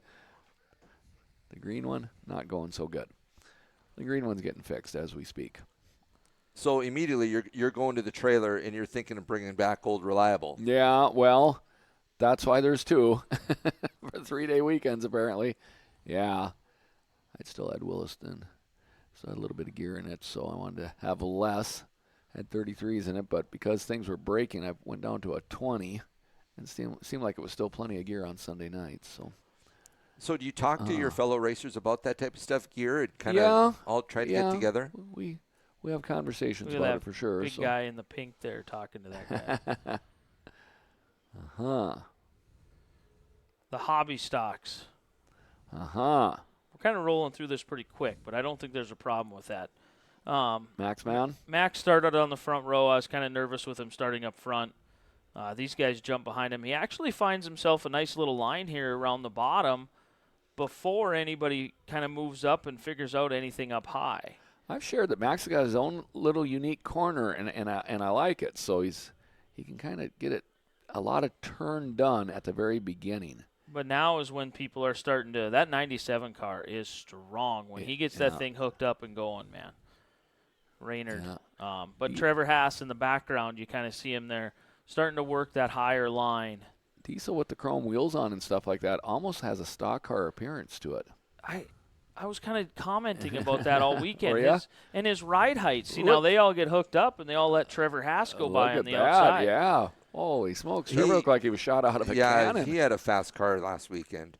Yeah. And it seemed like dancing partners, Max and Trevor, I think they both taught each other something. Yeah, they were around each other all weekend or both nights that Trevor was in attendance. Trevor not in attendance. Actually, he was up in the grandstand on night one. Didn't bring his car to the track. But here's where we talk about, as a leader, you're a sitting duck out front. Because as far as Max knows, he has seen nobody. Yeah. So what would cause Max to change his line? Yeah. Well, some dude in the pit saying, "Up, buddy, up." How about his dad up against the guardrail going like this? Because if I could have got up there, I was going to do her. But I didn't want to. Well, again, you start thinking of things and you hear things, and is that a real deal? Is there time to look in the pits at anybody? Are you seeing anything, or you don't? I would say the crews that are on top of that would certainly be able to see some kind of signage, but and do you pay attention to that? Well, I'm terrible at paying attention to it. There's been times in my life I paid attention to it very well. I don't have it anymore. As I share, I'm usually chasing somebody. I don't need signs. I know what the job ahead is. So, but there was a time my dad and I had communication, if you will. So restart with 7 to go here. Raynard able to jump out front of the 99. Trevor was trying to run that cushion. He was hitting it a little hard. Mm-hmm. Kind of running that slide up and hit the cushion line that I don't necessarily agree with. You got to set it in on the cushion. He just popped over the cushion again and let the 47 of Max by. But big time, Diesel Raynard picks up his first career feature win at the end of this, and he picks it up at Motor Magic at the Nodak Speedway. With his brother on the mic. With his brother. His brother gets to call the last 2 laps. Wow. Huge moment. Wow. That just my everything's little lining up again. The little part that I get to be a part of, huge moment. Yeah. I don't have the audio, I don't believe, on this going to the broadcast, so you won't be able to pick up his call, but he's already coming down Victory Lane. We can catch it on replay, but right. Catch it on replay on darntv.com. Get your replay pass for $9.99 a month. There's my shameless plug, right? Run us out of food. We own the concessions. Yeah. We got a couple of them. Then we roll into the IMCA Modifieds, and I think you're looking at this front row coming at us here. Oh, I wanted to talk about Diesel. Well, that you guys touched on that very, very well. But Max getting second and him hopping out in Victory Lane. And I mentioned you guys, I thought we had a big show Walla getting out of the car there. Max is grown into a healthy young lad. Yeah, you should try to feed him. I can only imagine I got girls. We have to pay the food bills when we feed him, man. Man, he looks good. Yeah. He's growing into himself. Max is tall. I thought he was done growing. I think he's officially taller than me now. He's pretty tall, so yeah. Pretty cool to get him up. We had a sponsor in the stands as well on Saturday night. I mean, this is just another personal deal, but this is our show, so we can do it. There's no rules. One of the sponsors that has invested a quite chunk of money into Max's racing and helped us out a ton this year. That was his first night at the racetrack. So Max, able to represent as well as he did, was pretty dang cool. Yeah. Yeah, it was a nice night to have a good night. Nice night to have a good night. So, Like I mentioned, Rich Pavlicek, you got a mind's eye of what maybe someone looks like. If you're on the track racing with Max and you're thinking 15-year-old boy and I can rough him up and maybe there's an altercation, not that Max would ever do it, and he gets out of the car, you're like, okay. I won't do that again. Trust me when I say he's a teddy bear. Physical contact and him do not get along. Well, he might realize he's strong someday and beat somebody up. You never Imagine know. what 25 looks like for him. Oh, well, I knew what 25 looked like for me, and it looked like I was in shape and feeling pretty good, but 30 didn't look so good. It's a small window. I know. Again, modifieds fast all weekend. All weekend, Wow. laying it on the cushion up there. I know Wayne Johnson again jumps out to the early lead. Travis Hagen kind of has to stalk him a little bit, track him down. And I think there's some contact on a restart. I don't know at what lap or what time. Yeah. Wayne got the call. Yeah. So. And there should be a battle for the lead here momentarily between these guys coming up. Travis is right on his back bumper. You mean the Maestro? The Maestro? Is that what you're changing it to instead of the Dark Host to Maestro? Yeah. Working his beautiful music. He is so good at able to like he lays it in right below the cushion. Like Wayne's up on it. Yeah. Travis is right below it, not putting his car in any danger of hitting it. Not peeling the sidewall or upsetting the. See, now Wayne kind of jumps the. We got a caution. Carruthers there. So we talked about Swanson and his motor issues. Have you heard any talk about Travis all year long? Any type of breakdowns? Obviously, something has had to give him some type of. I don't think he's had a DNF. I don't think so. We'd have to look it up on my race pass. So here's the restart. So you kind of question. I know in a conversation I had with Travis Hagen. Now we can get into kind of restart etiquette here. Wayne, knowing that the groove is at the top of the track, chooses to kind of carry the top all the way across. Now, that is not jumping, ladies and gentlemen. Right. He got on the throttle. It's on Wayne Johnson. He went to the top, and he opened up the bottom for Marcus and followed the high line. Followed the high line. Mm-hmm. Marcus throws a slider there. Now look at Sean diving in there. Yep. This is good races. This is good stuff. Wayne Here and comes Marcus Drew. actually touched there a little bit. So. Yeah, Wayne and Marcus. I'm glad I'm not the official that had to make that call. Bruce Yeah. tore up a bunch of race We cars. got stuff pointing all the wrong way here. Yeah. So cars tore up. They'll get it cleaned up. 49 in there, right in the center of the screen, right in front of Jake Nelson is the 49. Not Eric Laudenschlager. Not Eric. Right. Kind of went unnoticed all weekend. Gabe DeShaw making his IMCA modified debut. And I caught on only because I'm parked between Gabe's regular pits and Eric. I'm watching Gabe go back and forth. Well, what are we doing there? Oh, we're driving an A-Mod. So we talked about what Sean was feeling going from the A-Mod into the stock car. How can you do all three? Is it that relative? Well, I'm going to call it the youthful edge. I don't know what else to say. Because, Gabe got to experience everything. I mean, from a winning sport mod to a competitive stock car, and he did a great job in the A-Mod. Great Stayed job. out of trouble. Physically, stamina-wise. Yeah. He's a young man. Yeah. No He's big deal. young and strong. No issue at all. He's a young man. You couldn't tell he was wore out by him running back and forth, so I'm guessing he wasn't. I put it on like years ago when my brother, 10 years ago, he was trying to do that double duty thing, almost 10 years ago, because, I think it was 2014 and 15 he was trying to do that double duty thing, and he would race a hobby stock and then a sport mod and back and forth, and there was talk at one time he was trying to get a stock car and he was trying to get it modified because he wanted to race all four. At a younger age, my brother's now in his mid-30s, so 10 years ago was in his early 20s. Yeah. You have way more ambition to do that stuff. Well, nothing seems impossible. I know that because Final night, Sunday, A-Mod, Travis, Aaron, Steven, Gabe. He's fourth to probably Yeah. the top three. That's where I'm in going the with land. it. You're not supposed to be able to do that. If that was his AMOD debut, which I believe it was. The Wow. Saturday-Sunday was. Saturday-Sunday deal, yeah. And he's running top 10 here. He's in ninth. He's never been in one before. Salute. That's all I got, man. I mean, yeah. A top 10 in this bunch is impressive.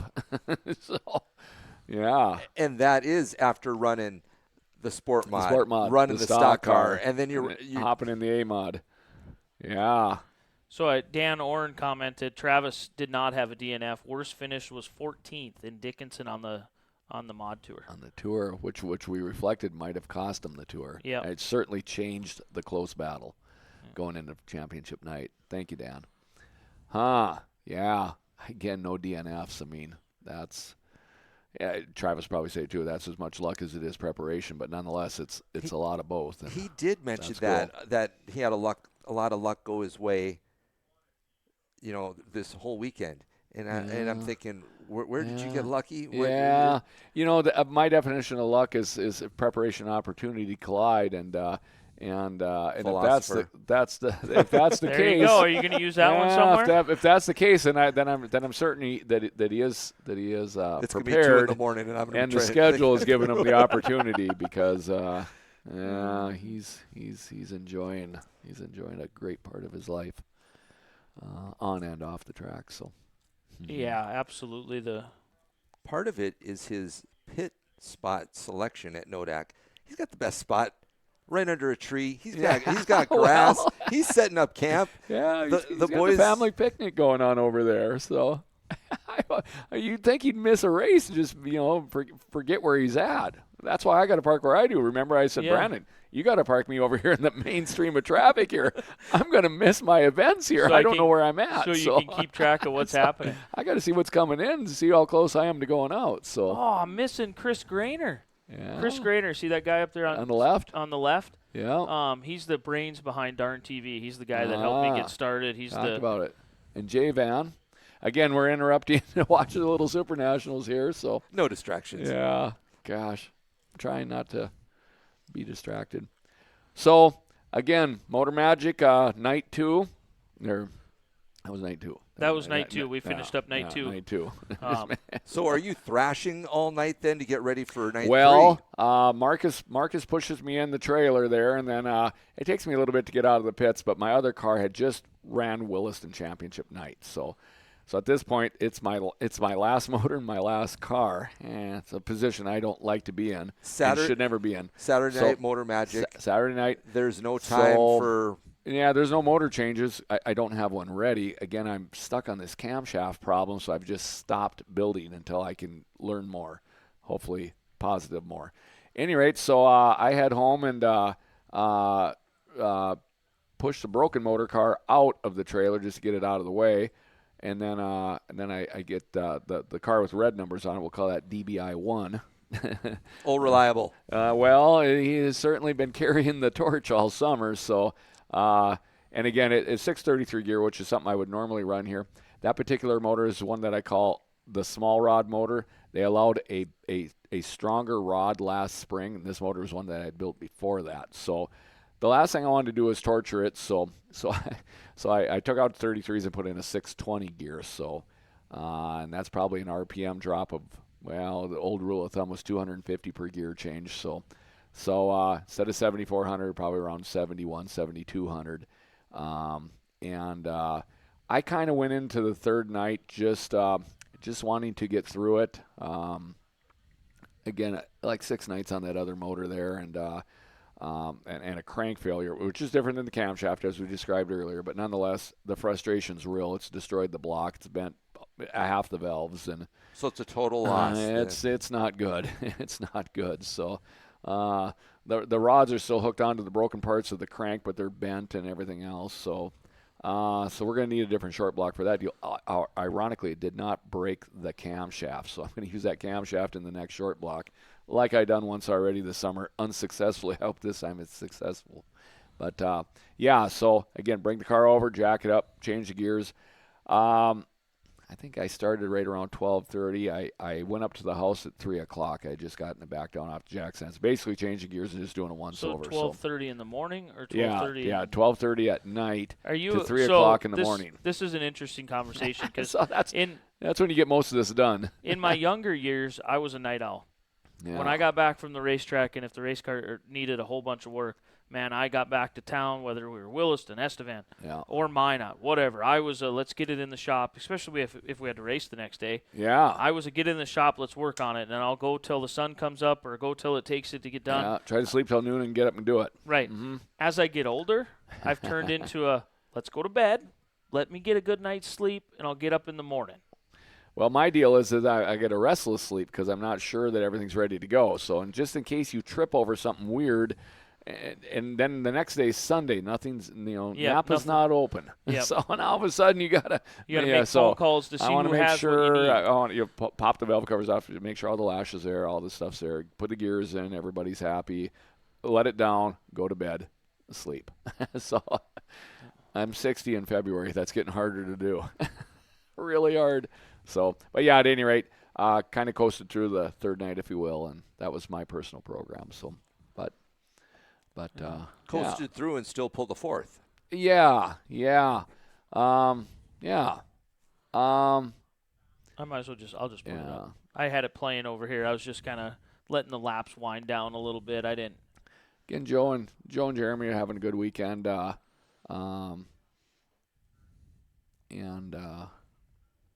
I'm watching here also. This is crazy because we've never done this before, and I just thought of it on the fly earlier as we were deal going, that we can bring up video and. Well, you had to get permission from the owner to play it. Yeah, well, and I didn't get her permission. Signed. So,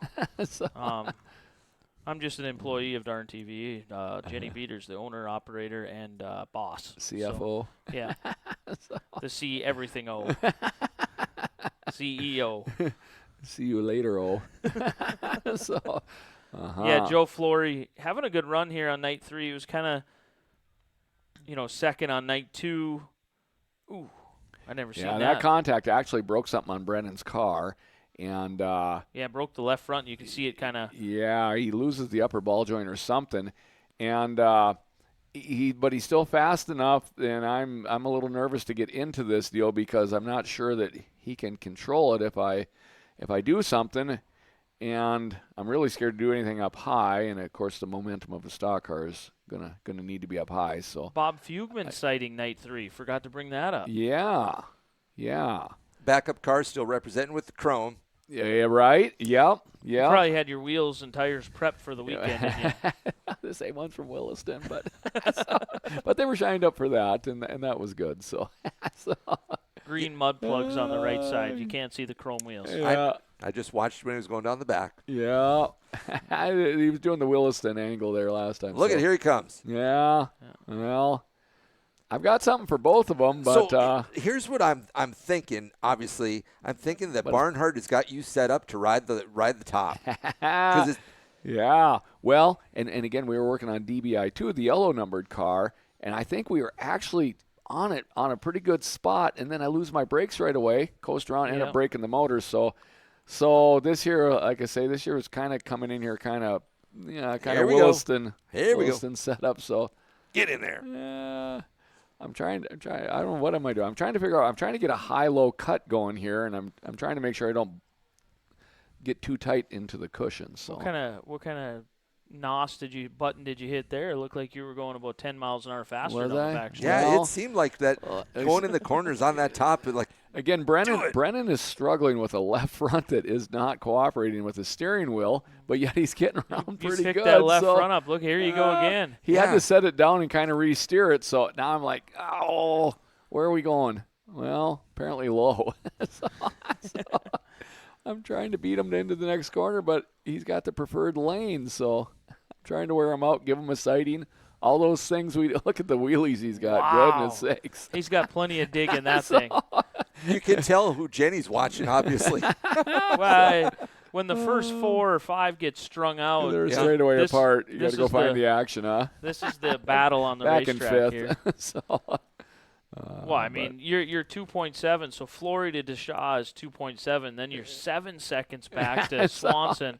This battle right here is a half a lap behind the leaders. Have you had the conversation with Joe yet and say, hey, did you happen to lose something that I found? Are you looking for something? Which part? About the drive shaft. Oh, no, we haven't. We haven't caught up on that, although he did get the broken piece back. So, because that is an instance where Dad Joe comes in and Joe goes, hey, I lost the drive shaft. Joren goes, I found it. It's been sticking out of my nose. I thought I'd haul it around for a while and show it off. Yeah. New idea of a chrome horn, except for it's a white horn. White horn, yeah. And down, kind of like one of those Brahma bulls. So. You're not coming after Bombardo's title, are you? I'm not. So not on purpose. So, yeah. Jeremy and Joe are just laying down some nice laps here, as Gabe is too. Yeah, so. Joe was. When you got your stock car working right and you can ride that cushion there, it's pretty exhilarating and fast. And that cushion was there on night one, and it stayed there for the whole weekend, so you were able to adjust your car accordingly. Probably kind of caught us off guard with the heat and all that. You know, we thought maybe it was going to go dry, and it didn't. So it was a little bit of a scramble to free them up again. But that's what we do. That's why it's dirt. Changes all the time. You need to, too.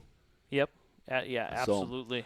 So Joe Flory picks up not only the feature win, but the Motor Magic But got the overall. The overall championship. Because for those that don't know, we add up the points for the 3 nights and we crown a Motor Magic champion. Yeah. Or 2 nights if it's the 2 classes, compacts or I see, yeah, they have the 2 additional classes. The 2 additional classes. So, so congratulations, Joe. Again, nice feature, nice overall, and a nice paycheck. So, Yeah, the payouts for Motor Magic were very handsome. Yeah. Yeah, I figured it out again last night, or not last night, on Monday. I went through kind of based on car counts and what the payouts were. Over $50,000 in just payouts, for the 3 nights combined. Yeah. So that's a lot to chew on. We did the promoter section here one day here the last time or the time before, and what that means is you need to bring in that much. That's where everybody's holding their breath, making sure the weather's right and everything's attractive. So hopefully it was. It was a weird weekend because the crowd Friday night, I think what you fought with on Friday night was, and Nick brought it up to me. Nick's the one that made the point. Friday night, Nick couldn't be there because of Minot High Football. He had to go PSP Network, Minot High Football. I share this at length with everybody that wants to listen to me. Yep. School sports. So he said he ran into a whole bunch of people at the Minot High Football game that would most likely probably would have been at the races. And they obviously weren't on Friday night. The crowd was pretty sparse, to say the least, on Friday night. Yeah, I thought it looked pretty thin. So I've kind of just me talking. I get no decision-making power in this at all. I just kind of toss the softball up of maybe it's time to go back to that 2-day deal. I know everybody loves the 3, but financially, if Nodak didn't make any money at the 3, last year we lost money at the 3 nights. You try to do something. You don't want to do 1 year and then, we lost money, so we're moving on. But this is the 4th year of doing the 3-night thing. So maybe it's something that you have to look at. Maybe we bring back an Enduro on a Friday night. Well, or a Demolition Derby on a Friday night. Maybe there's something. Monday's a holiday, too. I mean, I know we got boombound stuff, but nonetheless, maybe make more sense on a Saturday, Sunday, Monday. Again, it's a discussion. You got the video rolling here while we're promoter talking, and the front-wheel drives are on. Absolutely. Yeah, right. Yeah. So I just figured I'd let it play in the background. Oh, okay. I see. All right. I think we missed him on night 1. I didn't even show the video. James Gilbert won night number 2. And this continues to grow at Nodak and Dakota Speedway. Watching the Supernationals last night, oh my goodness, there's a lot there of was 100 of them down there. They're in full force. Mike Tomlinson shared with me about 3 years ago. He said the best racing in Nebraska is the compacts. The best racing at that Boone Supernationals was the compacts last night. And Mike wasn't kidding. I mean, he said it with a straight face. And we are starting to get the car counts and the excitement and the action I don't want to miss these things. As a promoter Yep. talking, I'm like, we got the compacts going here, so The let's get sport on compacts it. at Nodak, I think, have probably a better time Uh-huh. on our track than they do Boone, because you guys mentioned it's like a paper clip. Yeah. Dylan would have his hands full getting those things set up to turn. They don't want to turn. Yeah, they don't. By nature, the wrong tires are being driven. So but Yeah. James is doing a wonderful job here. Look at that, he's sliding her in like a rear wheel car. He gets a little tight there, but as I shared when he won the night I announced, I default to the green car, so it's always a good night when James has a good night for me. So so Yeah, and not I dissing on any of my friends in the class. apologize. We didn't touch on them on the previous one when I had the video going. I Yeah. must have skipped over them. I don't have these earmarked or nothing. I'm literally just clicking. You guys can see it. It's Yeah. on the bottom of the screen. You can see my bar there, and I just click I wanted on to touch on Lily, even though she had rolled, the week before. She was back and forth for both nights, so she's a racer and like her, that. And her car, I'll touch on it right now. 2 cars from the Nodak Speedway from Racing Motor Magic loaded up on a trailer and went down to Iowa. Ah, Do you know who drove them? The 14 car, normally Abby Tallman, was drove by her dad, Josh Dukesher, Freddie. yeah. And the Josh, 81 of Lily Christensen was drove by Ben Burke. I didn't know that. Yep, Ah. both of them made an appearance down there at the Supernationals. That's awesome. Oh, dang. Yeah. Green car with red numbers. Looks like DBI won. Yeah, James Gilbert, he touched on something here in Victory Lane, too, that I forgot to bring up about Saturday night's races. When we were doing the tribute to the Fedig family, a gentleman came down. He owned Penny's Muffler Shop in Bismarck, and he came down and he said, hey, he approached me. He goes, hey, can we play a game to raise some money? And I said, yeah, what are we raising money for? He goes, for the drivers. Okay, let's play a game. I'm game. I go, keep it PG, whatever we're doing. I'm taking a huge risk handing this microphone to you up front. You have to keep it PG Yeah, right. because right. they'll fire me if it's not PG. He goes, nope, this is going to be perfect. You're going to love this. You're going to love it. So he takes the mic, or we go up front, and I introduce who he is, and he himself puts up $400 for each of the winners in the 4 main classes that we were talking about. Okay, and cash that I hand them guys, a courtesy of Penny's Muffler Shop, and I hand it right to him in Victory Lane. He goes, okay, now I'm going to take another $100 bill out of my pocket, and he sits in front of the grandstands. He puts that $100 bill up, and he goes, I challenge you race fans to match this $100. Whether it's $1 at a time, a quarter at a time, a $5 bill at a time, $20. $20 at a time, I challenge you race fans to match that. Well, the race fans come pouring down, and I'm collecting money. I'm handing it to Jenny. I'm handing it to Peyton, and I get another handful. Hand it to Peyton, get another handful. And it was a good 10, 15-minute stream of people coming down and giving me money.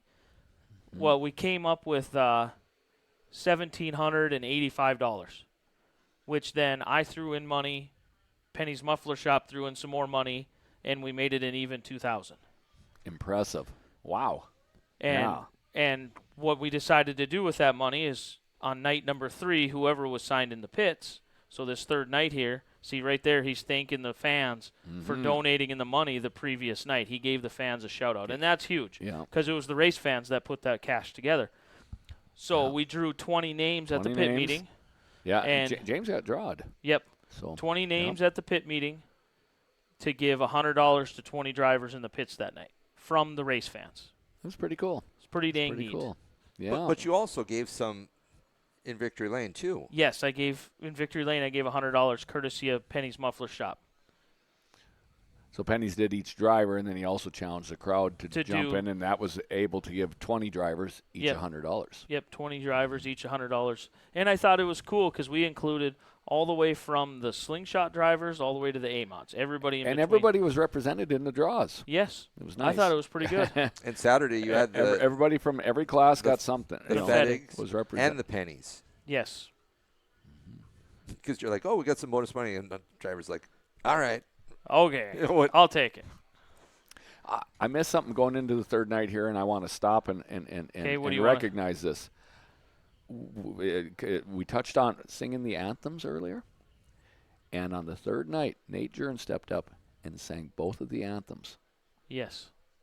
That was awesome. Amazing. That was awesome. And Let's Bruce, stop and talk about this. And Bruce did a really good job He did. of getting people up to he the goes, corner. hey, Nate's going to do the anthems tonight. It'd be nice if you all showed up. And he was right. And we did. Beautiful Well, I think a rendition. lot of us did. I know I did. And because sometimes if I'm first, I don't. I can't do that and get dressed all at the same time. So, but at any rate, I wasn't first. And kudos to Nate. He has sang it a couple times before. But It's been a while since I heard it then. You don't realize what kind of voice he has until he starts singing it. Yeah. You want to record Alicia Mann. You got to record Nate Joren. Yeah. He's got the voice. He has that deep voice that just carries in that. And he kind of high noted it too. I mean, after their strong finishes, he wanted to sing. Well, I think it was planned going into the celebrate. weekend. All 3 nights were set up. We had somebody from Velva the first night. I think it was a Van Winkle the second night. I could be mistaken. I thought I recognized her. She's done it a few times in the past. And then Nate Joren on Sunday. Yeah.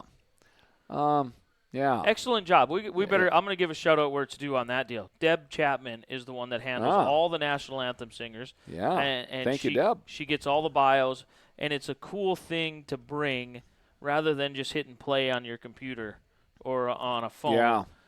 It's a neat deal. I mean, it's not Marcus Tomlinson-esque in Underwood when he had to sing his. Yeah. When the recorder wouldn't go, Marcus stepped in and did it live, and he didn't know he was going to do it until he did it. That was impressive too. But again, it was a touching moment. Again, the last night of racing for the whole year, and I thought it started off nice. So yes. Good job, Nate. Heat I race appreciated or it. feature number 1 for the slingshots. Mm-hmm. I believe I was a little unsure, but I think this is how it worked. Is when they had their heat races, they took the top 5 from each heat race and put it into feature number 1, and the second 5 from the heat races and put it in feature number 2. That way, comparable speed cars were on the track together. I see. So it wasn't a fast feature, slow feature. Well, it was more of a fast feature as A feature 1. The slow feature was A feature 2. They took the top 5 from each heat race. Oh, from each heat. Okay, right. And made 10 cars into the first main. Sport compact slingshot. Okay. Who's carrying more speed? I bet they're close. You know, it closer than we think. Closer than you think. Yeah, I don't know that right off either, but I know we talked about slingshots before. We talked about different speeds of cars, and the slingshots are included in the discussion. So they seem very safe. So Hudson Mann turned a 20, or no, let's see. You don't see a lot of accidents with them. 23. Tearing up stuff. His best lap in the feature was a 23.415. okay, So let's roll to the compacts here. That was the race before. Best lap, 21.674. so second and a half. Again, closer than you think. I mean, it's not 6 seconds or something like that. I mean, it's Just to get an understanding here. 21.674 we came up with for the compacts. yeah. 20.995 for the hobby stocks. Yeah. Compacts are close to the hobby stocks. Yeah. Well, the stock cars aren't a mile off either. I mean, I'm hoping they're in the 19s because you're going to go look, but they're not always. So that was a fast track, so they should have been going pretty good. But Why do I not even see stock cars on there? uh, Am I missing something? Do you see stock cars on there? so Oh, way up there. 20.677. 20.318. That's my point. 7/10. So, Shout out to the record crew there on the screen. We might as well I'm going to do shout outs to everybody. Jeff Barta, he goes down and flags that deal down on the ground so the drivers can see him. The record crew, been with us since you guys were there. Yeah. The Hovde. yeah, I got Terry, and of course we lost Val here now. Yeah. A couple years ago Craig now, Brandvold's down there. I think Terry Craig's was been down farming all weekend, so we had Terry's son, Kelvin. Okay. And then we had a Ruby down there with him. Uh-huh. Top right above security fence is Stu Craig, a fixture down there. And Yep. Mr. Stu. Yeah. um, Yeah. Behind- Available for clarification on a call. Yeah, behind the camera, just letting it sit on the front straightaway is yours truly, Jenny Beater. No, I'm just playing. Oh. Honey. I'm just playing, honey. Hudson Mann picks up the feature win again in a feature number 1. That makes him 2 for 2. Carver Ballroot actually ended up in this feature. He finished 7th, so that locked Hudson Mann into that championship for Motor Magic for the slingshots. Because we were doing a dash for cash style because they had 2 different features. I see, sure. So sure. basically the low number. And a tie would have been broken on the second night. Yep. Okay. Mm-hmm. So that's how we kind of did that. Good looking car, green. Kind of confusing on the number. That's my only complaint. It's number 195. It looks like a 15. And Greg is typically 95, so everything makes sense. You've taken to the flag stand. I just went up there to watch the race because I just wanted to be able to see so I could talk to the little man about these kids about that. And Jeff Barter was down below, so there was room for me to stand up there. But Hudson Mann picking up the Motor Magic Championship, feature win, 2 wins. They got that car rolling pretty good. They do, yeah. And Greg has stepped away from his own race car just to be dad and the mechanic and make sure that Hudson is everything he can be, and the payoff is real. So look at the names nice we job, got guys. in this next one here. Turnbull, Pfeiffer, Sebo, Ruby. Krog's in there too. Smith and Keller, the first 2 on there. Smith, the 06, that is, I believe, the son or the nephew. Kevin's kid. Yeah, got the same font. So Brooks Onus, looks like 1s, but Brooks Onus in the 5X is came out of nowhere. He was up in Estevan, I think, most of the year, right? He's out of Kenmare. He's a part of the Pfeiffer camp. Yep, the 5 car. The 5 car is, He's going around right here. Yep, he's able to pick this great feature up. Speed. Yep. Passing Ellie Ruby there. Ellie picked up speed. He had 620 gears in an 06, had 650s, and he didn't have enough speed. Too much gear. So. Ellie Ruby's improvement from night 1 to night 2 was significant. And that's what you're looking for. Where do I go to get a slingshot? Does Justin O'Brien put these things together? That's a good question. If Justin's got them or not, I don't know. I know they come out of New York, and Richie Tobias was actually here last weekend. He was up in Estevan, I know. So, and he builds them out in New York. So where the dealers are at, I'm not sure. I would think Justin would be involved, though. Yeah, I'm with you, Craig. We'll have to look at the front bumper, see if it's got the look. There we go. So let's get a close up here. Oh, shoot. Guys, I'm going to let you in on something. We've been rolling along here with 20-plus viewers this whole dang time. You have Supernationals going on. You have other things on Wednesday nights, and 20 damn people are watching our Dirt Weekly. And you're listening to our bad opinions, or at least mine. That's my bad opinion. They're waiting for Joren to drop a nice piece of poetry. Rewatching races from Sunday night at the Nodak Speedway. I guess if you don't have a replay subscription, this is the way to do it. I'm sorry for you out there. So, Brooks Onus. Well, I thank you for tuning in. Yeah, thanks for giving us your time. I know that some people share that every once in a while they learn something from here, and I don't know that we've had a learning moment yet, but we might. I've learned a lot from you both.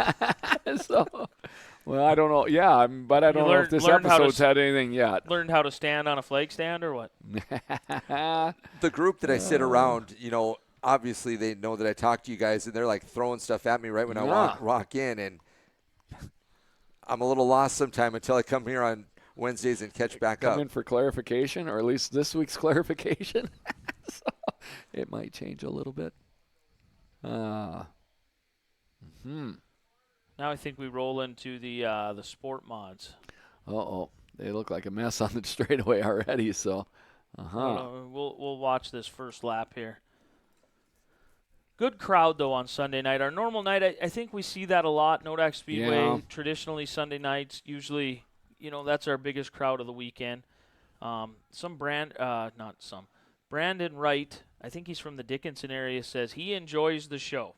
So. Well, thank you, Brandon. Somebody tuning in, I guess. Bo Deshaw. Bo Deshaw says he has split screen. Dirt Weekly on one screen and Supernationals on the Oh, other. dang. See, that's like cheating. So You we got to got pick one. we got Chad Strachan. That's kind of right what we got here. here. we got the wall and we got this. So. Chad's on the front row here, finished third night one. And uncharacteristically, he didn't make an appearance night two. Oh, no, there was some controversy there. Yeah. And I'm not going to touch on it because everybody, God bless every volunteer that the Nodak Speedway gets. A small technicality disrupted his attendance in the A main. And I think Chad's okay with it. I explained it to Chad the best I could. Not that I had to by any means. But I think we're all good on the same page, I believe. So, and I do not want to throw any volunteer under the bus in any way, shape, or form. Everybody did a fantastic job. It's just it wasn't communicated well enough about the scale and the issues that we had with it previously to now. That's all I'm going to say. Right. Well, the scale needs capital scale to come over and help us out with it. I would like to say one thing. He got dinged that. on a weight deal. On a weight deal. And in his defense, nothing had changed. And if you know Chad, you're probably certain that that's the case. Nonetheless, the fantastic volunteers that we have maybe didn't quite. Our normal guy had gotten injured at work. Yes. So we fortunately had some other people that would step up and do this, and they did. But with that said, they were new to it, and maybe didn't quite understand where the cars need to be on the platform is how I understood it all said and done. Yes. They were maybe bringing it up too far, and maybe the tire was touching dirt. And believe me, this is easy to oversight, and I feel bad for all involved. But nonetheless, teching is very clear also, so I've shared before, sometimes things just don't go right. Sometimes they just don't go right. But you mentioned earlier tonight. They just don't. You kind of mentioned, I don't know how you put it, again, one of your terms, but you said if there's a disqualification, it kind of sometimes plays in the mind as being illegal.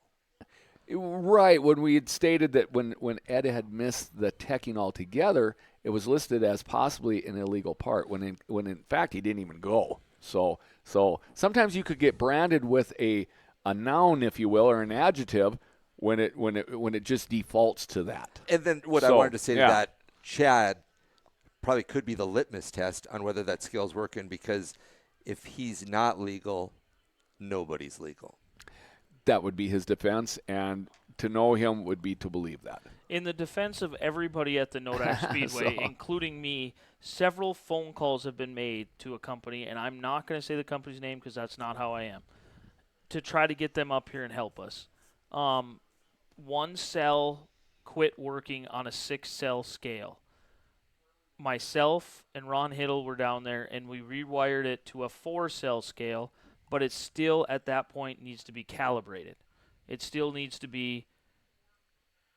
We did the best we could with the circumstances, and depending on where the car is placed on there, we had it to within 20 or 40 pounds when you placed it in the right spot. And we tried to make marks there so we could get the cars in the right spot.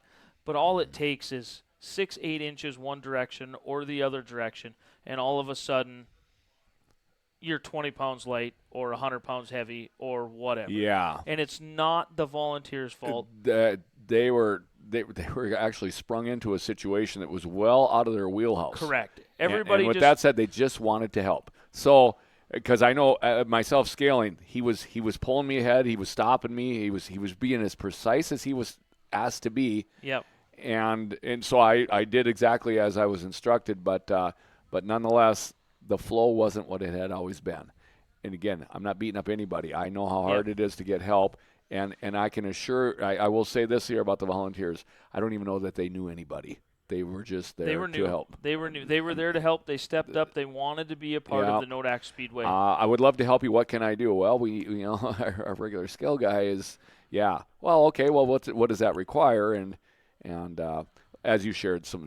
And I missed it. And it's partially the load cells were challenging, and unfortunately, this obviously this fell on Chad, and it would be just about impossible to believe that it's real. But nonetheless, that's what it was recorded as.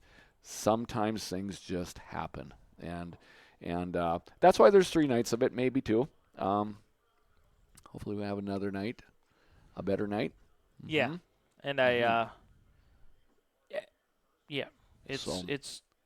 I know it's going to be a high priority to get handled soon, because it needs to be.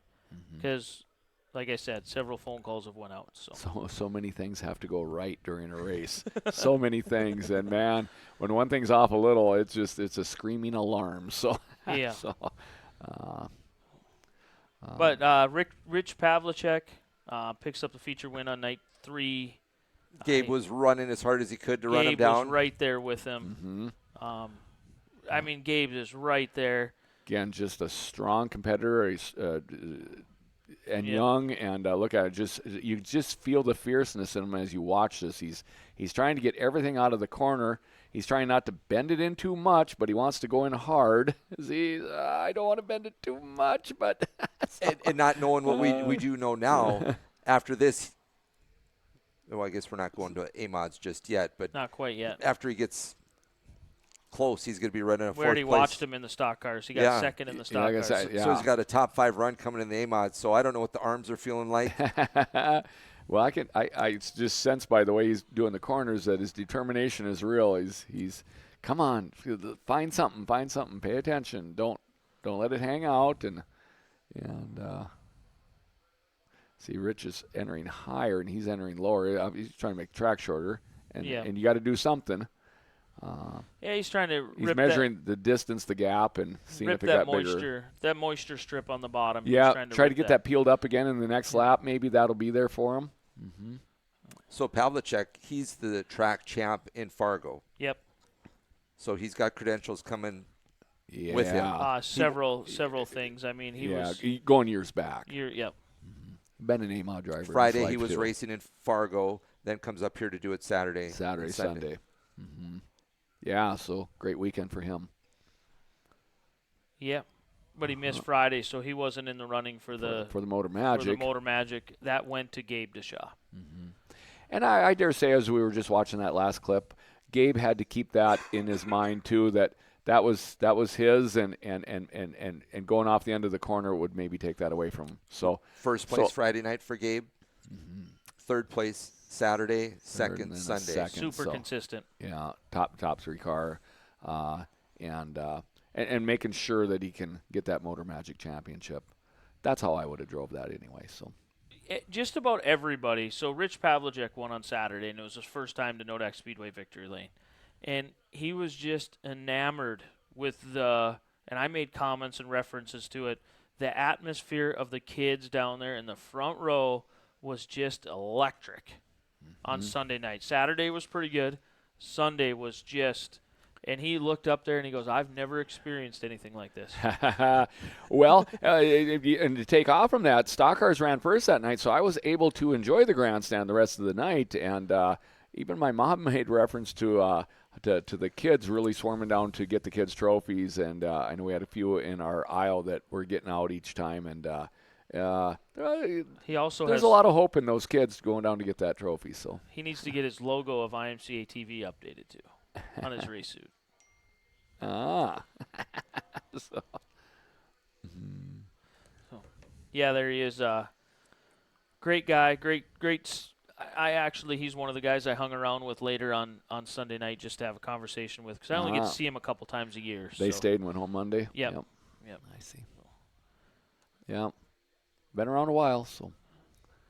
Then we roll into the old IMCA hobby stocks. We're already 4 laps in. That's how fast that went, huh? Yeah, there was. So we have a theme of 1 and 2. We always talk about that tricky spot. 1 and 2. So who have we all see? Jeremy Swanson. Seen him lose it in number 1 and 2. And later on in the night here, Mr. Pfeiffer has issues with 1 and 2. Pfeiffer has trouble. Tomlinson has trouble. Trevor Marcus got it. Trevor got it. Trevor spins out. The turf monster. Yeah. the turf wall. So, again, exciting hobbies. Kind of similar to championship night, we reflect on that championship night became a race within the race. Well, Brenner is leading the points here, and he gets out and he gets to the lead. Of course, that's the best place to be, but as we'll watch it unwind, it doesn't stay till the end. But nonetheless, so he a races little the bit race of within water the was race. applied in that corner before the race. I wasn't quite sure on that deal. I didn't see it be applied, and then also down there, and it kind of threw these drivers for a major curveball. Yeah. So you see them doing what they're doing. That's not because they're racing bad. It's because they hit the moisture out there. There is one point where Reynard, there it is right here, where he loses it. He's losing it, and Brenner straightens him out. Says, here you go, fella. Later to have Diesel say, all right, I'm going to pass you now. Yeah. Thanks, but no thanks. If Brenner's not there, he spins out, yellow flag, you go to the back, he probably can't come back up and win it. Yeah. Well, it would certainly be way more of a challenge than it is at this point. So, yes. Trevor Haas is sitting on a rocket in this race. Yes. Earlier in the night in his heat race, he won his heat race just going away, and it was pulling hard. Almost by a half a lap. Yeah. In the heat race. Just to make a comment here, this is a proud dad moment for me. I'm sitting here at this point of the race. I'm pretty disappointed in the old Maxter because he just couldn't figure out. And obviously, there's a slick spot over here that people are hitting. There's something going on over here. This looks like an icy highway. Creating all this chaos. And Max hit it on lap 1 and slid up and over. He fell all the way back to 4th to last. He was all the way back in 17th or 18th, and I'm like, this is a moment in Max's, just like the night before. He fell back to 4th, and he was able to battle up to 2nd again. Now, this is a moment in Max's racing career that, he's at 2 years into it. What is he made of? Yeah. What have we learned? What have we learned?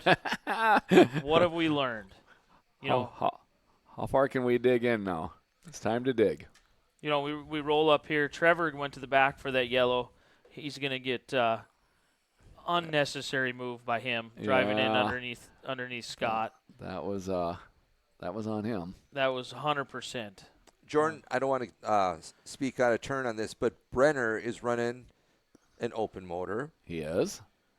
I know that for sure. Yes, and I know that. So you're having these concerns with the camshafts and the crank. Yeah. Is that an issue for Brenner? His broken fine this spring. That's been my jewel of the summer, if you will. It ain't done nothing but what it's supposed to do. They've kept the temperature in check all year long, and it's changed oil on time. We go through the valves at the track there, and we did before this night here. Again, everything's just right. They they had some ignition troubles, bite them a couple of times at other tracks, but for the most part, just nice basic maintenance and not making it hot. So there's Trevor's flat tire. He wants to go change that. 2 laps to go here. So there's some not controversy. There were some questions. Why didn't Trevor get 2 minutes? I was asked that by a handful of people. I'm going to say because he waited too long. Because he waited too long. And they gave him the one to go. And you mentioned that on the call Friday night. You went in great detail about that, and I saw Trevor's tire down and saw how fast he was going, and he must not have felt it until too late. Too late, yeah. But the ending of this green-white checkered, is absolutely. I believe Max saw what Trevor was doing, and that helped him navigate. Adapted to it. This run that he gets here. That's the 5-car up in Estevan move right there. Well, he's got the blue wheels on there. Yep. Good point. Yep. Good point. The blue wheels. See, now you're watching wheels. It is trick tires. They sat outside for 2 years. and he is. Look at the Maxter. He's faster, and he's coming. But see how he set his left rear on that ridge there?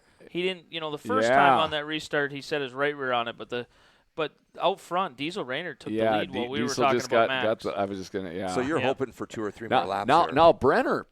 If one more passes, this is a tie. Yep. So Brenner wins Motor Magic by 1 point.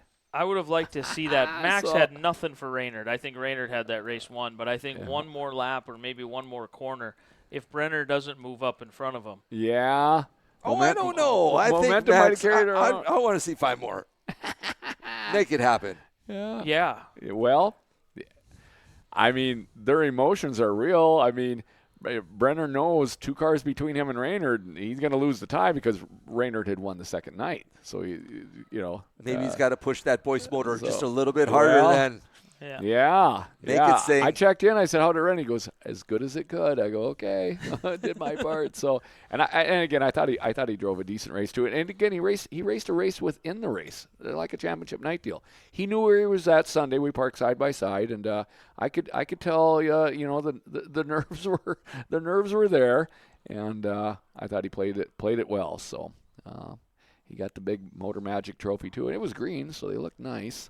Yeah. So they looked nice. Aiden Clark commented in. I wasn't trying to rip on you at all, Aiden. I was just commenting on the moisture up at the top of turn 1 and turn 1. Oh, I talk about turn 2 in McLean County and 4 up in Estevan. So I'm always talking about which turns seem a little bit.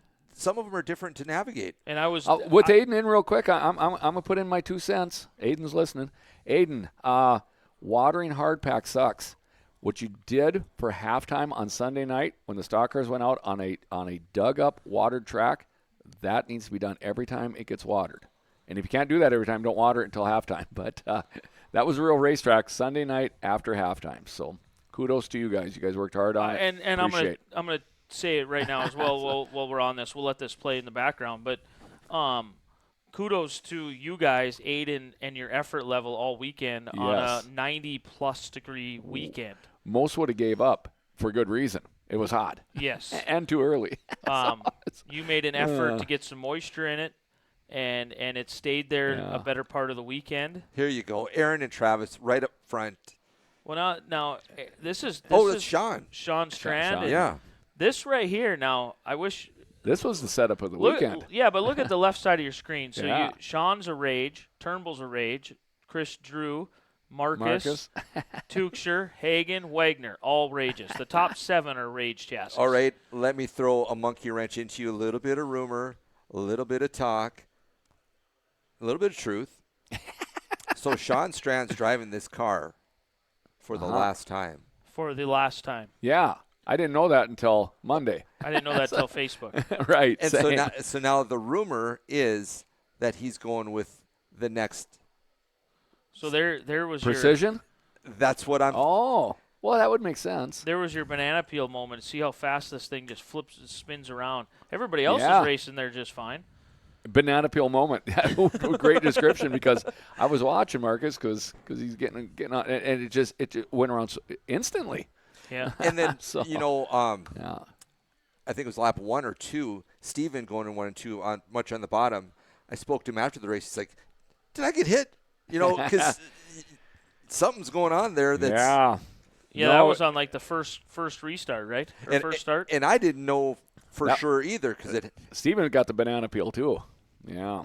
Mm-hmm. He went to the back, got it called on him. Look how fast he is already up to the front, though. He's hanging out right here.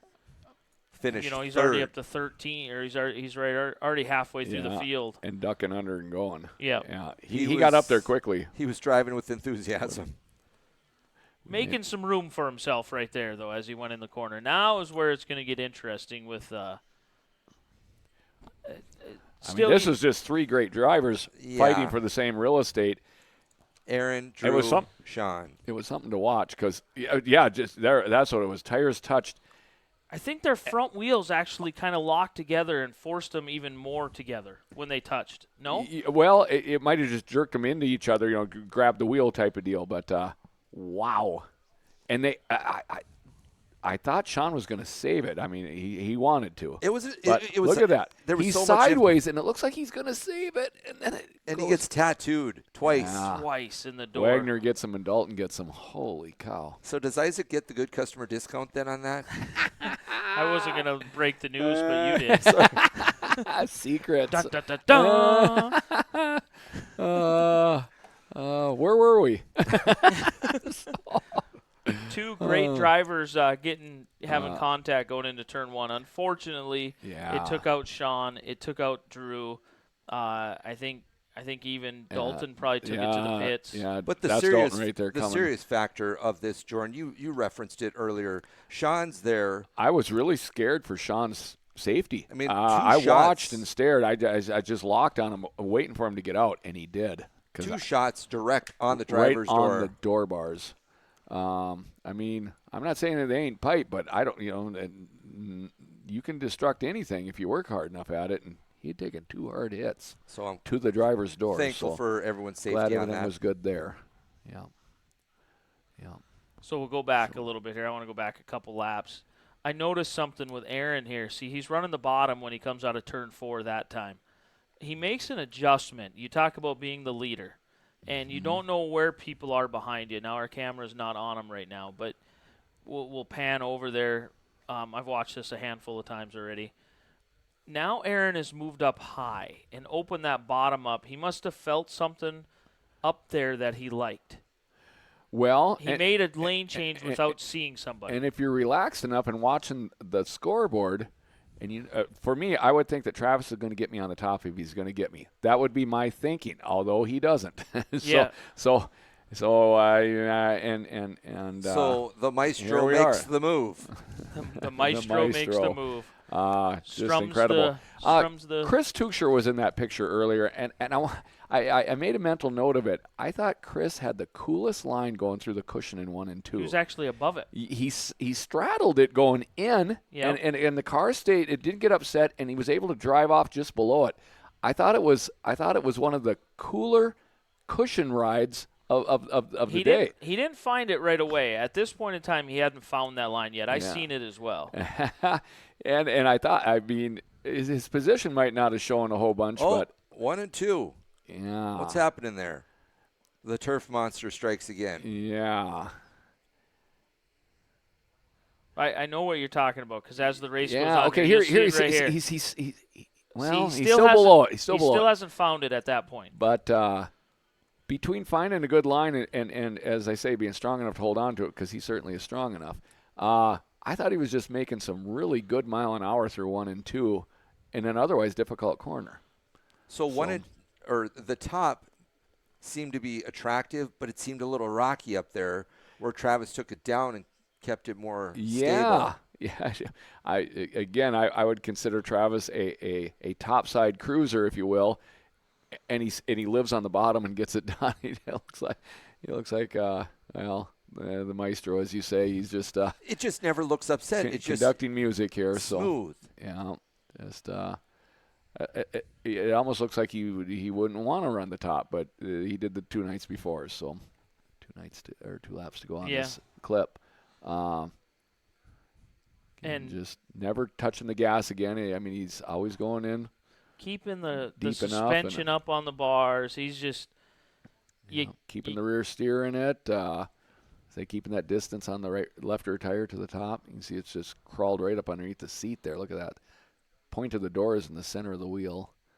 And then it came down a little bit, but then it's a 2-foot deal there. You drag the brakes enough to keep it leaned over, and wow.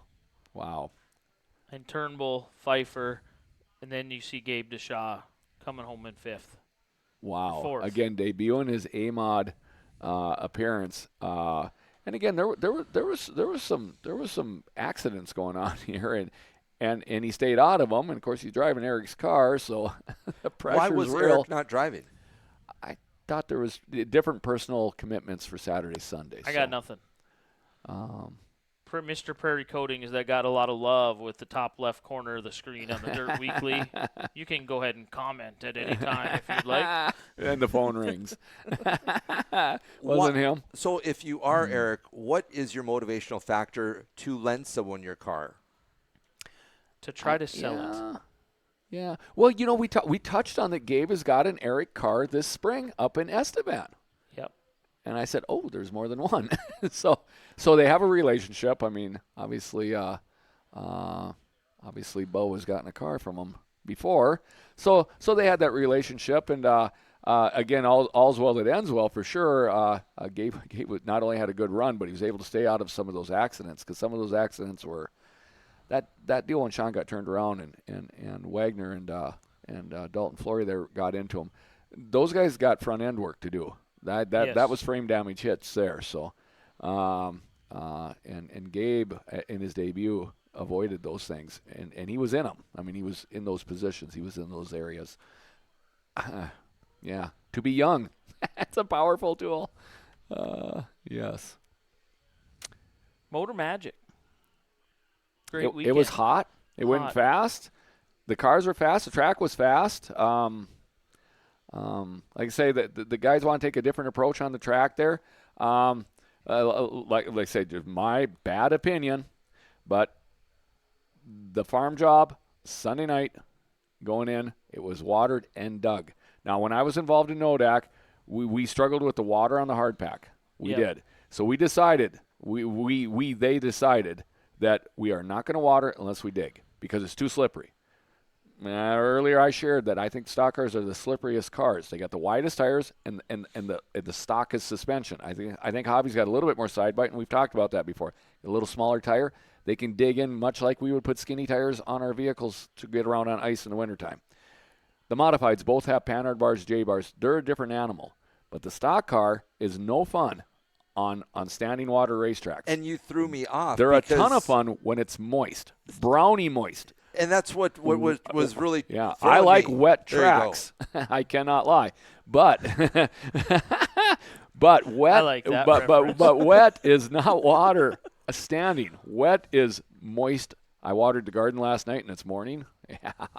That's and the guys did that. They found it a couple of times. They were a little bit soft on water on Friday night. They were learning. I get it. I'm on board. Anybody that's trying hard, I'm on board. But the stock cars suffered a watered hard pack track on all 3 days of heat races, and that is frustrating. I'm not calling anybody out, but even though my class had the least amount of cars, it doesn't mean we work on them any less. We did show up. So and I know nobody likes to get in that argument, but that's my argument. So I want to put on the best show too. So now That's why the chrome wheels are in full bloom. You know, you ask for it, you get it. Yeah. But no, nonetheless, they worked hard at it. Everybody's got their own ideas. I know. But going the right way, I'm excited for 2024. Yep. The biggest It's a thing that I different heard up in in a the good heard up in the grandstands all weekend long was the lack of dust. That's the biggest thing I heard. So my biggest nemesis, you can't drive in it because you can't see. Yep. And then you wreck things because you can't see it. When we have ground drifting, they close the gates. When we have dust, they drop the green flag. It's not the same. We got to quit doing that. So with that said, guys, you're fine tuning your presentation. Kudos. I'm in. Just don't water the track until halftime. Just let it go. And if it got too dry, then make it wetter next time. Don't make it wetter in front of my heat. So there you got it. So as in water on hard packed. You're going to dig it. I'll wait. That's good stuff. Yeah. Oh, where are we at now? We've wrapped up Motor Magic. Touch on Devil's Lake just a little bit. They had the wingless nationals. Non-wing nationals. Yeah. I don't have anything pulled up for that. I never even. Yeah. Well, I've got less as usual, but it sure looked like what I saw on Facebook. Everybody was having a good time, and that bunch does have a good time. Miles does a good job with that. And he actually gets out of the car for this weekend, doesn't he? Well, it had a picture of him in Victory Lane, so I'm not 100% sure unless he just used a file picture on his write-up. I've been in the backhoe the last 2 days, so I'm not completely caught up like I catch up at home. So I don't see him on the list of drivers. Yeah, you're right. Last year he did not drive, so maybe that was just a photo from before.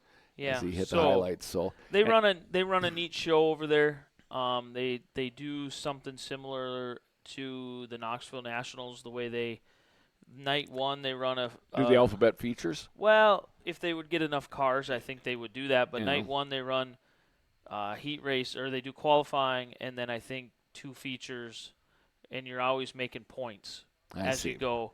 And then on night 2, the top so many are locked into the A feature, and then they run last chance races, and then they actually run 2 features on night 2 as well. They have like a consolation feature, but nobody goes from that in. I see. And it's just that feature. Right. And they pay out some money in that one, and then they also have their AA feature that becomes the non-wing national winner. I see. Mm-hmm. So. with that said, again, years and years ago, back when my dad started racing, they would have what they called the fast feature and the slow feature. It keeps people involved. We touched on that with the slingshots, so that's cool. Yeah, I've always wanted to be involved. I've heard about it at other tracks when I watch different broadcast places all over. I always wanted, and maybe next year's a good year to do it, like a non-win feature. If you didn't get a feature win all year, or if you haven't had a feature win for 5 years, or in your career. Mandan had that in the I'm going to say about 93, 94 area. They had a deal with you'd never won a feature. They had a feature for that, and I don't remember how it unwound, but that's a good idea. Yeah. Would people take offense to it?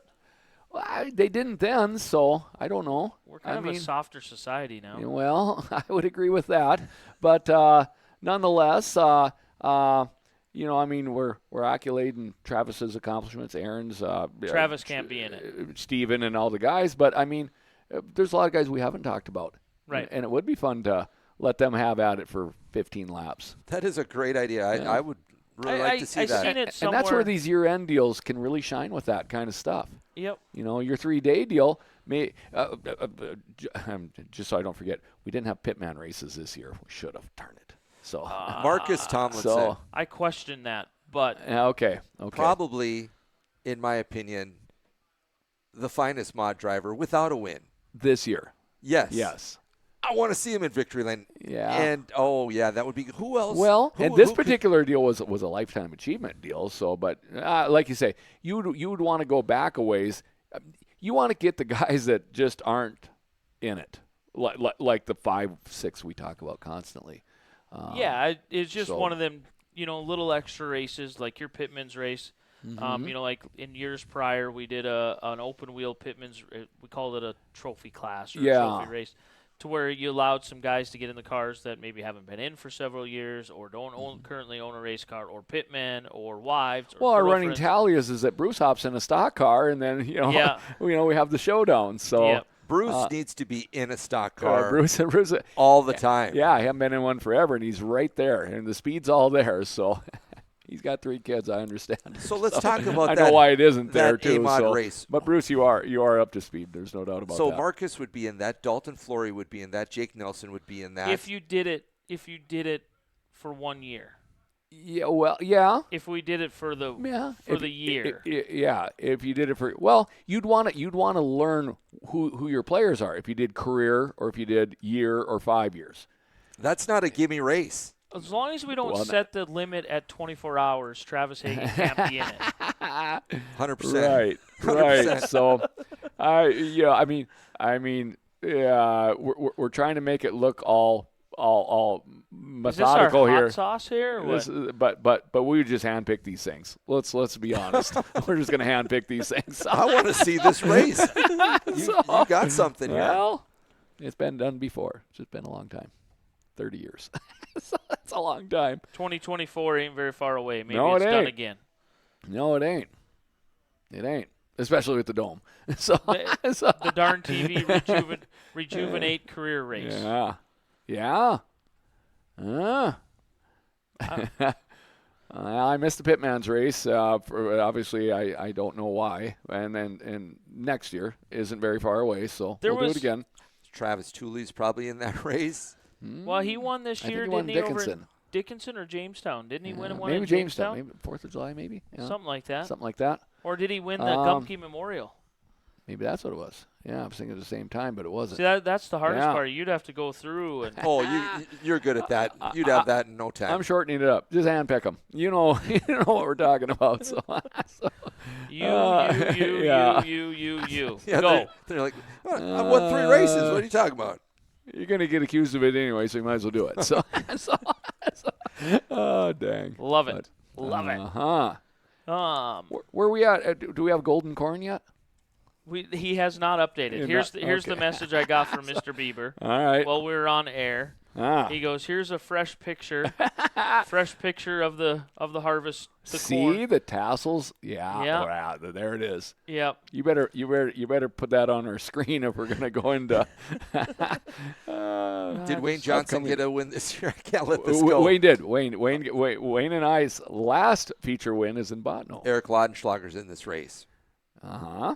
Isaac Sondrel's in this race. Uh-huh. See? Kyler Jeffrey is not. See? Yeah, I like this. Jared Thielen's in this race. See? Yeah. We might have to have one every once in a while. Chris Just 'cause Tuchscher, the Crowbar's in this Crowbar's race. in this, yeah. Crowbar had it going on in the cushion. I liked it. Yes. Jared had some unfortunate luck here. He was out right away. I can't remember what. It seemed like he drove it off, but no, maybe got lifted up. Exactly. Trying to. Because there's no lack of effort from these teams. No, They just haven't had the fortune. All those guys that I just mentioned, you throw them on the track together. Yeah. I still don't know who's going to win that race. I don't know either. I'm more curious how you're going to line them up because that might be as important as anything. So I think we go by how many kids they have, what color hair they have, and divided by their age, multiplied by the color of their car. And then when it all comes down to it, whatever we come up with, we handpicked their starting lineup too. Well, you're going to be accused of it. You might as well do it. Isaiah Geisel's in that race. See, this is almost as good as the Dome. This is a big race, and this race is $5,000 to win. Whoa! Well, I'm gonna cool it. I'm gonna say about 500 for the top 5 each. So nobody dies. Paid for by Craig or what? Oh. Yeah. MPF, Marketplace Foods. How do you make the call to Travis? You can't play. Yeah. You can't play. Well, Mandan did that. You couldn't play. So I watched on top of the trailer. I couldn't play. I was pretty honored by it. So yeah. I'm always begging Steven to race farm tonight. Yeah. Steven will have to watch too. So that'd be cool. Oh, you're right. I mean, you're going to get to a 12 pretty easily there, and that would be fun. Maybe 3 wide, 4 deep. Make sure everybody's close. I don't want no runaways on this deal. Sport compact start rules. 6 wide. 6 wide. 6 wide, 1 row. We know they can because we got the picture. So we know turn 1 and 2 is not fun. Oh, dang. Okay, here we're going to lead into the upcoming schedule. We're going to show you what it looks like from the beeves. Nice tassels on the corn. Yeah, look how tall it is. Yeah. Man, mine in my art garden only got about shoulder high. I was in that looks like a 7-footer to me. I was in his yard and seen this view when I was there not too long ago. Looking good, guys. Man. So into that, the upcoming schedule by the Beavers. We'll go ahead and cut to it. Thank you, ready? Jeff and Justin. The Beavers are in this race. The Beavers are in this race. Yeah. See, yeah. Well, let's get it going. Yeah.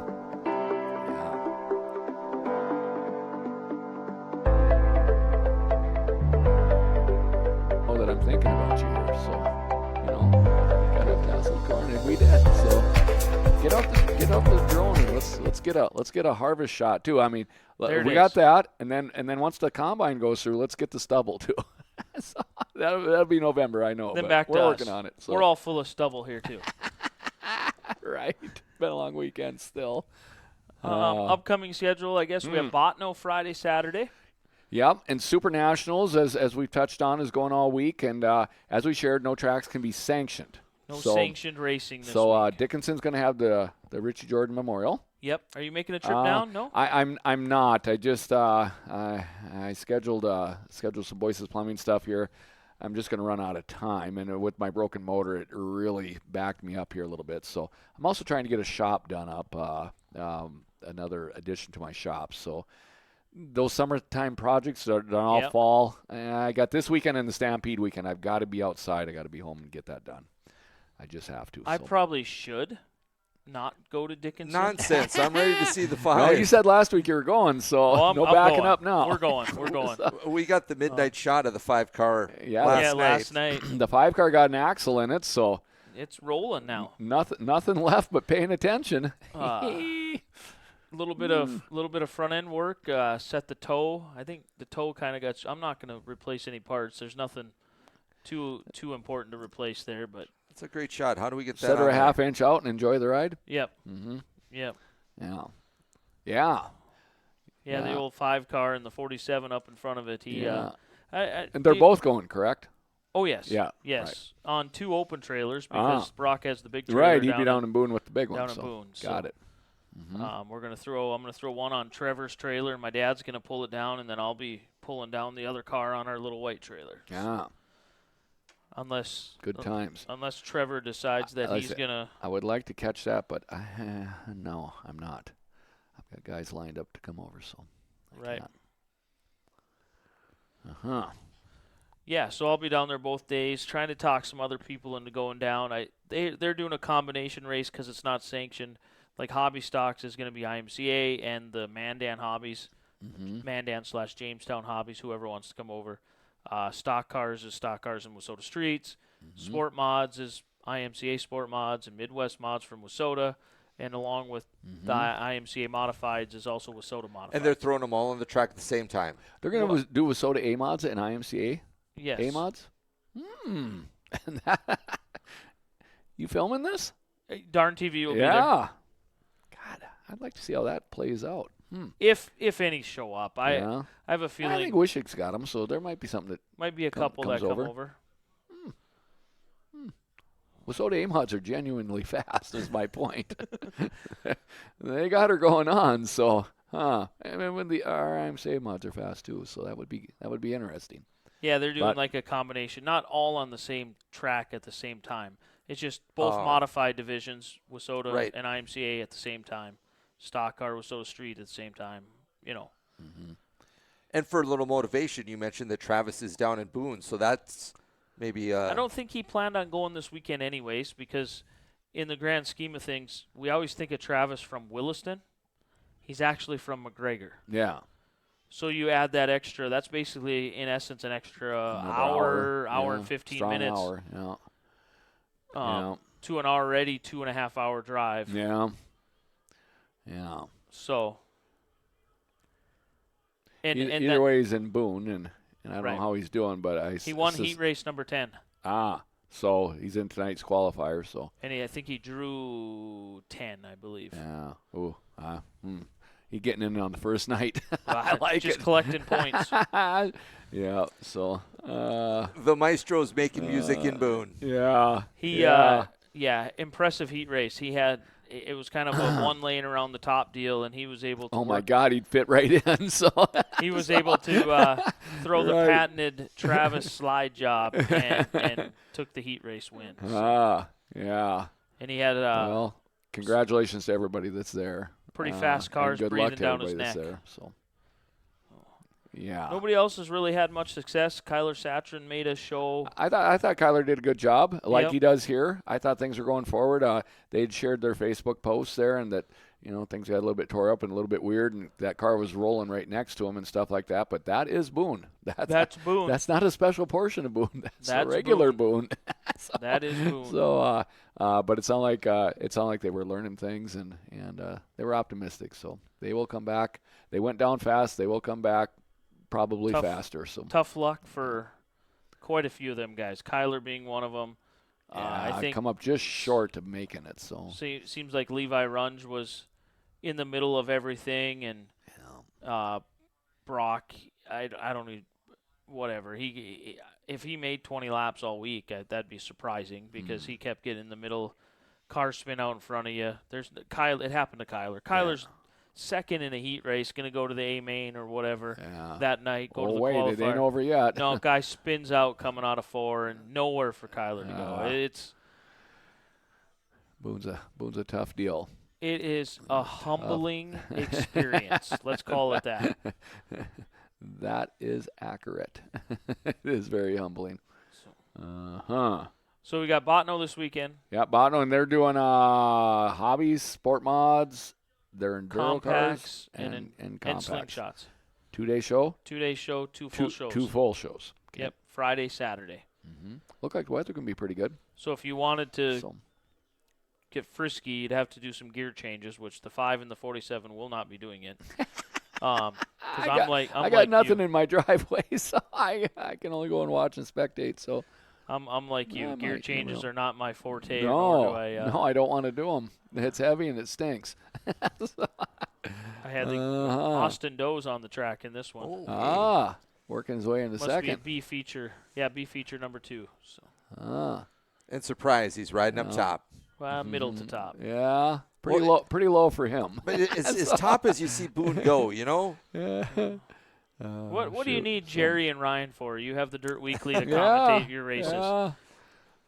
We can change gears in the middle of a sentence, so as in from second to third. As we just did. Dome talk. What do you have for Dome talk? Fear the rear moment. Fear the rear. Fear the rear moment. I don't know. I'm going to go with my fear the rear. Obviously, there's fellas that did wonderful this weekend. Gabe DeShaw, Travis Hagen. But I got to give it to you, Hall of Famers. 40 years in the making. Wayne, you, Nathan, all the ones that came before. You gave your life from fear in the rear. And you made it your life, and you influenced what we have today. That's very nice. That's very nice. And I say thank you for all of us there. So that's nice. It's like I say, the true value I think will take time to actually settle in. So, but as I said, kind of in the moment down there before we introduced you guys were all taking your pictures, but Nick and I were having a conversation, and I don't know if anybody heard me, but that you guys, you 6 there that night, and everybody else in the Hall of Fame laid the groundwork for me to come in and do what I did for 8 years. And all I hope to do is not disappoint you guys or screw something up and just keep things. You know, Brandon, you touch on something there. You know, I mean, it's easy to be critical until it's you. Yep. And then all of a sudden, it's imperative that the ship doesn't go down on your watch. There you go. So I understand everything you said, because that's exactly how John shared it in our reign of terror, if you will. And he said, guys, we're not doing anything dumb here. This ain't going down on my watch. And I've heard it out of you, and Smallsy's concerned too. Yes. So it ain't going down on our watch. It's easy to be critical until it's you. And then you're going to do what you have to do to keep it going ahead. And you've done a good job at that. And Smallsy had to do a whole lot of character change for this. And he's doing it. And he's surrounded by good people that want to help him. So, but yeah, you're right. And at the same time, John at the time would reflect on the Larry Schimmelfinnies, the Andy Nikitankos, the Jim Burgos, that era of people that the Kenny and Irene Millers, that they were running it when he was young. And you're right, the torch continues to get passed, and each generation had something to give, and a code of ethics to live by, if you will, things like that. And we're talking about the young kids, young slingshots and hobby stock drivers and stuff like that. They're going to be us in 30 years. It goes fast. Yep. So, or 40 if you're me, 50. But yeah, and to be in with the older bunch there, they're just excited that racing's still going on, and they had nothing but words of encouragement that it's going right. So, and you're doing it. So, yeah, that's awesome. Yeah. I guess if I had to pick a fear of the rear, it's Riley or Diesel Raynard. Riley Raynard calling him to the feature win, and then he's able to fear the rear one more time and pick up 2 in a row on a last lap pass on Brenner Grinstead. That's my. Yeah, and I totally am locked in on that one too. And I'm going to play off of that one there. I had shared earlier that Brenner had. He had to race the race within the race there, and even though he lost that late on, he did win the Motor Magic Championship. It's his first time he's done it. He's a hop stock racer. It's been a long year. They've had some success and stuff like that, but I thought he did a veteran job at bringing home that Motor Magic Championship, the race within the race. Even though he fell back to second, it still was a championship. He couldn't lose another car. He didn't. Max was right there on him. I mean, he was in the hot seat, and he feared the rear. He won the Motor Magic Championship. So, congrats to Brenner. That's mine, and I like yours. but I'm not gonna ease my way out and ride on you. I'm gonna have my own. So I think Craig, the very nice words again. It's neat. 3 good ones. Yeah, happy to represent racing. I want my version of fair and square. I share it with you all the time. So yeah, yeah. What do we got Where next? Fear of the Rear? Dome talk. Holy smokes! I'm looking through the drapes, and they've been dark for hours. Oh, we're at 10:30. Oh, see, It's early. Remember when I said at 7:34? 4 hours is 11:34. Just So Dome talk. we're down to 12 viewers. Oh well, they went to bed. They'll listen to it tomorrow. And most people do. George just got the crossed flags. Yeah, That's all he got. halfway. So I don't really have anything new on Dome Talk because, well, Jeff has just springboarded me into capitalism, so I'm on it. But Craig and I both got comforting thoughts on the Dome from Some investors have come to light. Yeah, well, they're showing interest. That's for sure. Interest. So Becoming residents, maybe. want to buy in. So and I'm not even gonna let her be unknown. This is the better half of the Pfeiffer family. Karen's locked in. Yep. She's ready to rip here. So And if I can say, that's high praise. High Yes. praise coming from Karen. yes. So things start with a dream, and we're locked in on the dream. We are dreaming. Karen's ready for a block. We got panels if you need something to get started on. She's in, and Karen would appreciate that. So understand you were home making the farm happen while the Stephen kids were out playing. Yeah. All three of them. What a great situation for Steven. Yeah. I'm still farming, but I'm racing. Impressive, Stephen. Oh, give a salute. Nice. So Dome Talk, again, we're going into fall. The powers that be, Craig, I keep looking at you. We got to know when, what, and where we're gonna start meeting at? doing it. And then we also got to get Nick cornered. We got to go to a township meeting.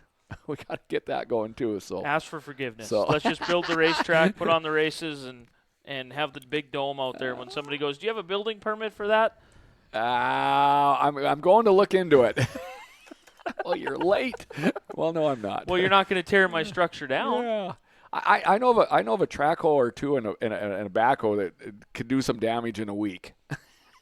I'm not saying who they are, us, but I've got an idea for a hot sauce topic that kind of dang. ties into the dome. Oh, okay. Okay, Yeah. so we'll do both at the same Yeah. time. Yes. Well, Letterbuck. All right. Apparently the clock is counting down. So So you mentioned all of the Hall of Famers, the ones way back in the day, the old grandstand, yeah. the cars. And I think you'd all agree that the cars look different than they do today. Yep. The drivers look different. The grandstand looks different. One thing that doesn't look different from 50 years ago is the track, right? And how much do we talk about the track prep? How much do we talk about rocks? How much money do we put in it to take the dirt out for the fair, put the dirt back? I think we're blessed to have probably the most expensive equipment in the pits for Motor Magic, probably $500,000 worth of equipment. Yeah. Yes. And this is probably going to be the People most stepping up, bringing in the stuff. preposterous thing I've ever said in my life. Huh. You want to move that track? I'm saying, what about paving the track? Ooh. I've always wanted to race on asphalt. I wanted to try it once. I didn't say pave the damn track. Well, but you know, progress. How phones have come along, technology, but we're still racing. I didn't ride into my horse today. Yeah. I drove a car. Yeah, with air conditioning. You know,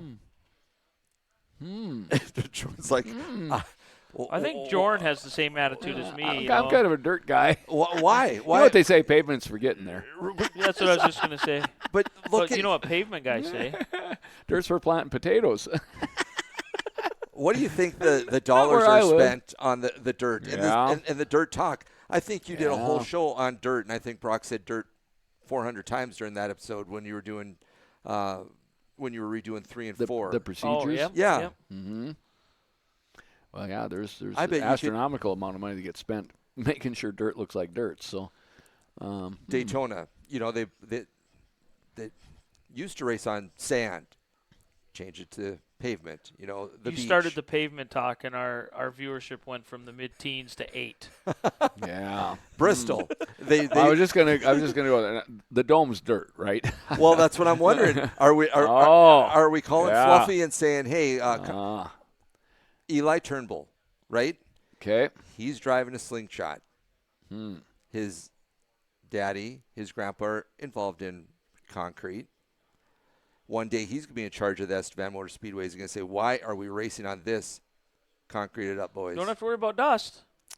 Chad Strachan's into concrete, you know.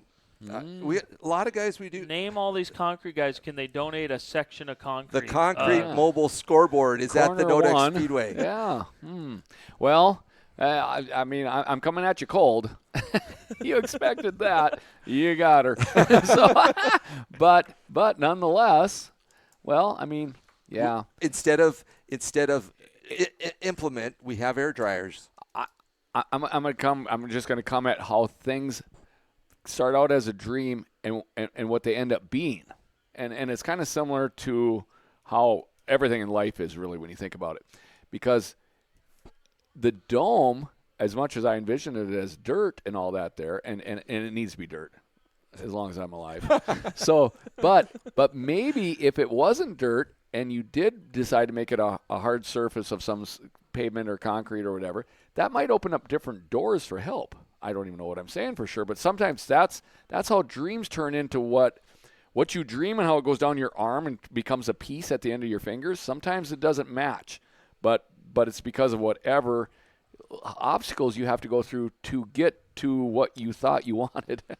So maybe if the dome is a hard track, if you will, and it would clean up on the price of maintenance terrifically, maybe that becomes a viable deal, because if we're going to have, I mean, if Pfeiffer's are going to have an apartment there or a condo there, They don't want a whole bunch of dust. they don't want a whole bunch dirt. of dirt all over the side of it. So maybe it's got to be a hard. Yeah, I don't. Yeah, if we're going to get these guys invested, maybe we like the track, guys. We ain't having dirt all over the side of our house. So I bet the North Dakota maybe it State turns Fair, into something like that. If that was presented to the North Dakota State Fair, you know, we're thinking about switching from dirt to pavement, a hard surface. I bet they'd be in on that and be like, I like how that presents for our concerts. Can you imagine a concert, though? So you have the whole summer, and you have that rubber that's laid down on the concrete. And on a 95-degree day, that rubber starts coming up out of the concrete, and you're walking out there, and your shoes are sticking to the rubber on the concrete. And God forbid you sit down on it, because now you're stuck on it. It presents a whole new challenge. Yeah. Those bright pink shorts aren't going to be bright pink no more. So yeah, right. So, but nonetheless, like I say. But when you look at it over here, I've thought about it. When we clear all that dirt out of there, and you find the edges of that concrete, and you look at the slope of the front straightaway, you know, that slope that goes down to the slopes stage. down to the stage. And I've looked at it, and I go, man, oh man, what would it be to remove all that dirt and just continue this concrete all the way around? What kind of racetrack? It'd be the tracks plus big track. Yeah, what kind of racetrack could you provide somebody with something like that? Often when we watch NASCAR, it seems like the low groove is the groove. But Bristol has done a job at rebanking stuff to get a high line, middle line. So I think that's what we like about dirt, is the multiple lane.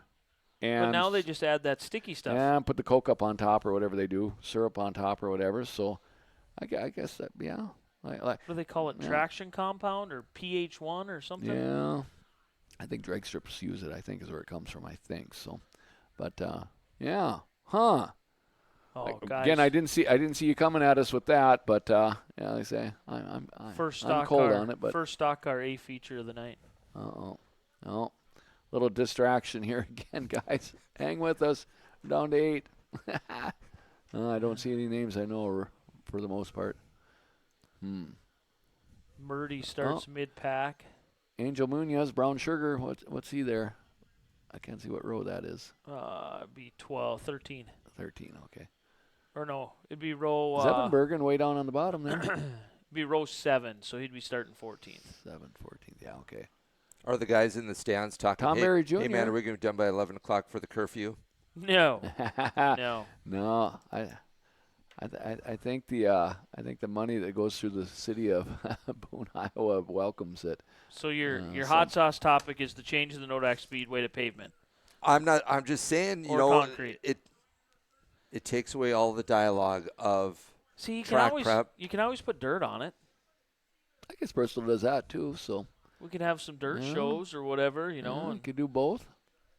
And you're just thinking Yeah. dollar-wise, how much goes into taking care of that dirt. Where if it's concrete, it's like, boys, show up, and here we go. Yeah. you can just blow people away, and you can have, like, in the month of December, you're going to have the Winter Nationals inside there on a paved track, and then, okay, everybody, let's regroup and get your dirt cars ready, because in January we're having the dirt snowball Actually, nationals. see, again, things start out as kind of an awkward dream, but you never know what avenues they take to get You there. lay all that dirt in there, and then you have the dirt nationals. Knowing that you could do it up and do it dirt style like Bristol does in March. But you pre-engineer whatever we're doing in there to accept the dirt. So Yeah, instead yeah. of the wall being, if the wall is normally 4 foot high, Yeah. well, you're going to make the wall 6 foot high For 2 feet of dirt. for 2 feet of dirt. Yeah. So I'm at this wedding right. on Saturday. Exactly. And you know how ladies operate.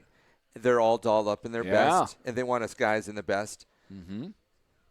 But they would never dream of saying, "All right, let's get in the mud and play around in our wedding Oh, gown." man. Although it would be interesting.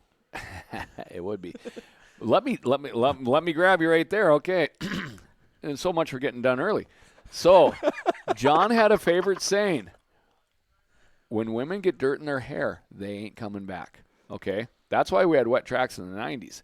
And as I've told anybody that has anything to do with the race car checkbook, you don't want dust in the grandstand. I guarantee you don't. The drivers will do whatever, but you don't want it in the grandstand. That's why when the wind's blowing towards the grandstand, we go to Williston. It's getting watered because they know they don't want dust in there. So, but John always had a poetic twist, if I can steal your own words describing me. Dirt in women's hair, they ain't coming back, and neither are their boyfriends. So, because they can't. So that was always his play. But yeah, take out of that what you will. But I know that race car checkbooks are better when there isn't dirt blowing around. That I know. I do know that. Dirt on your hot dog ain't good. Dirt in your beer is cute, kinda. Not on the third one. It's a You've had it's enough. a fun joke. It's a fun joke, but it's not fun. So, and brushing dirt out of your hair to go to your car is like, So, and we're careful with that in Underwood because we set so close. We want you to get the experience. We just don't want you getting dirty. And sometimes we get you dirty, but we don't want to get you dirty. So, but Sometimes yes, sometimes a combo concrete deal that could also be dirted and figured out. I mean, they have lasers in graders nowadays, so I mean, you can build in whatever you want. And, Yeah. and like you say, if your fence needs to be a 4-footer, make it a 6-footer so that you can Put 2 adjust foot for of dirt dirt. in there. And again, I think these condos at the racetrack, at the Dome, at our Coliseum, that it's going to be imperative because this will be fun for a while. It won't be fun when you got mud all over the side of your building. So, but I like what Brandon says too. We're gonna do 4 weekends in December or January of concrete. Then we're gonna do four weeks of dirt, and then we're gonna leave the dirt in there for you guys to keep raining out. You guys can run over here and fix it in the summertime. Yeah. I think everybody's on board on the Dome. Like I say, I want to revend this thing now. So Yep. I want it to carry itself. So. Can you imagine having a wedding? You brought up wedding. Can you imagine having? We're going to use Will Sharesky. Yeah. Can you Get imagine married soon. this fall? Will Sharesky's planning their wedding, and they're trying to find a venue, and the Marketplace Dome shoots to the top of their list. And, Yeah. and we tell Right in turn 2. it's going to be the Will Sharesky Nationals wedding, and we're going to put the wedding ceremony on and a 50-lap feature right behind it. We just got Wow. another revenue stream. Wow. We're a wedding venue now. We're a wedding See? venue. Yeah. When you have a dome over the top, you are anything you want to If be. if it was at the Dome, I could have pulled off both We got last weekend. We got concerts. We got weddings. We got racing. We got dirt. We got concrete. Let's get kids' football games in here too. Oh, So, this thing's going to be big enough for a 100-yard football field. If we're doing this, it's got to go every day. I mean, we're gonna roll that turf out in front of the grandstands Yeah. in the infield Yeah. or whatever we we're, have to we're do. having That- 6 weeks of junior high football. I no, don't know. I'm calling this North Dakota High School Activity Association. We're getting the big We're one. getting a state tournament. We're getting the big one. Well, now we know who's paying for it. We got the government paying for this thing now. You're right. As much as I don't want concrete, but when you do concrete, now you open up different doors. Open it completely wide open. My mind is going all over the place. Yeah. We're having state basketball tournaments out here. Whatever pays the bills, when, you know? When Mindy graduated last year, we stayed and watched the game that the Bison won to get into the championship game. So it was, The atmosphere in there is great, isn't it? Oh, my God. Now, and I'm envisioning a racetrack down there because this is the size we're talking about here. Yep. So, oh, yeah, baby. Let's get her cooking. And instead of suites, nothing holding us back but our suites own up there, fear. it's condos. Yeah, So you right. have the Pfeiffer condo, then you have the Yeah, boys got the condo, beater the and Heupel condo, yeah, the beater condo. Yeah. Wiener Dog and Lori will be in there. So Yeah. Yeah. Exactly. You walk out on your front porch, a.k.a. the Dome. The Dome. The racetrack. Yeah. You got the barbecue going. And God dang it, looks like stock cars are out there.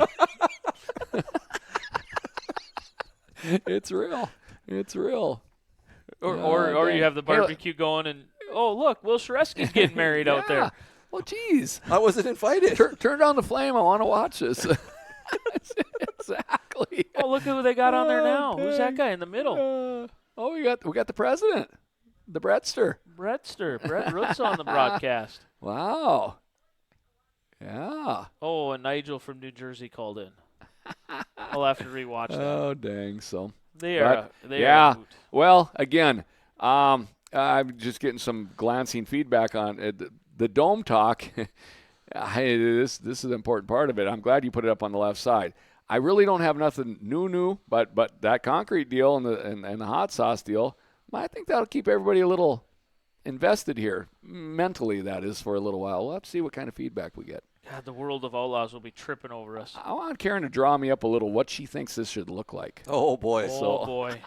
So, Karen, draw me up something so I can start putting a mental picture on this, because it's townships and Christmas parties.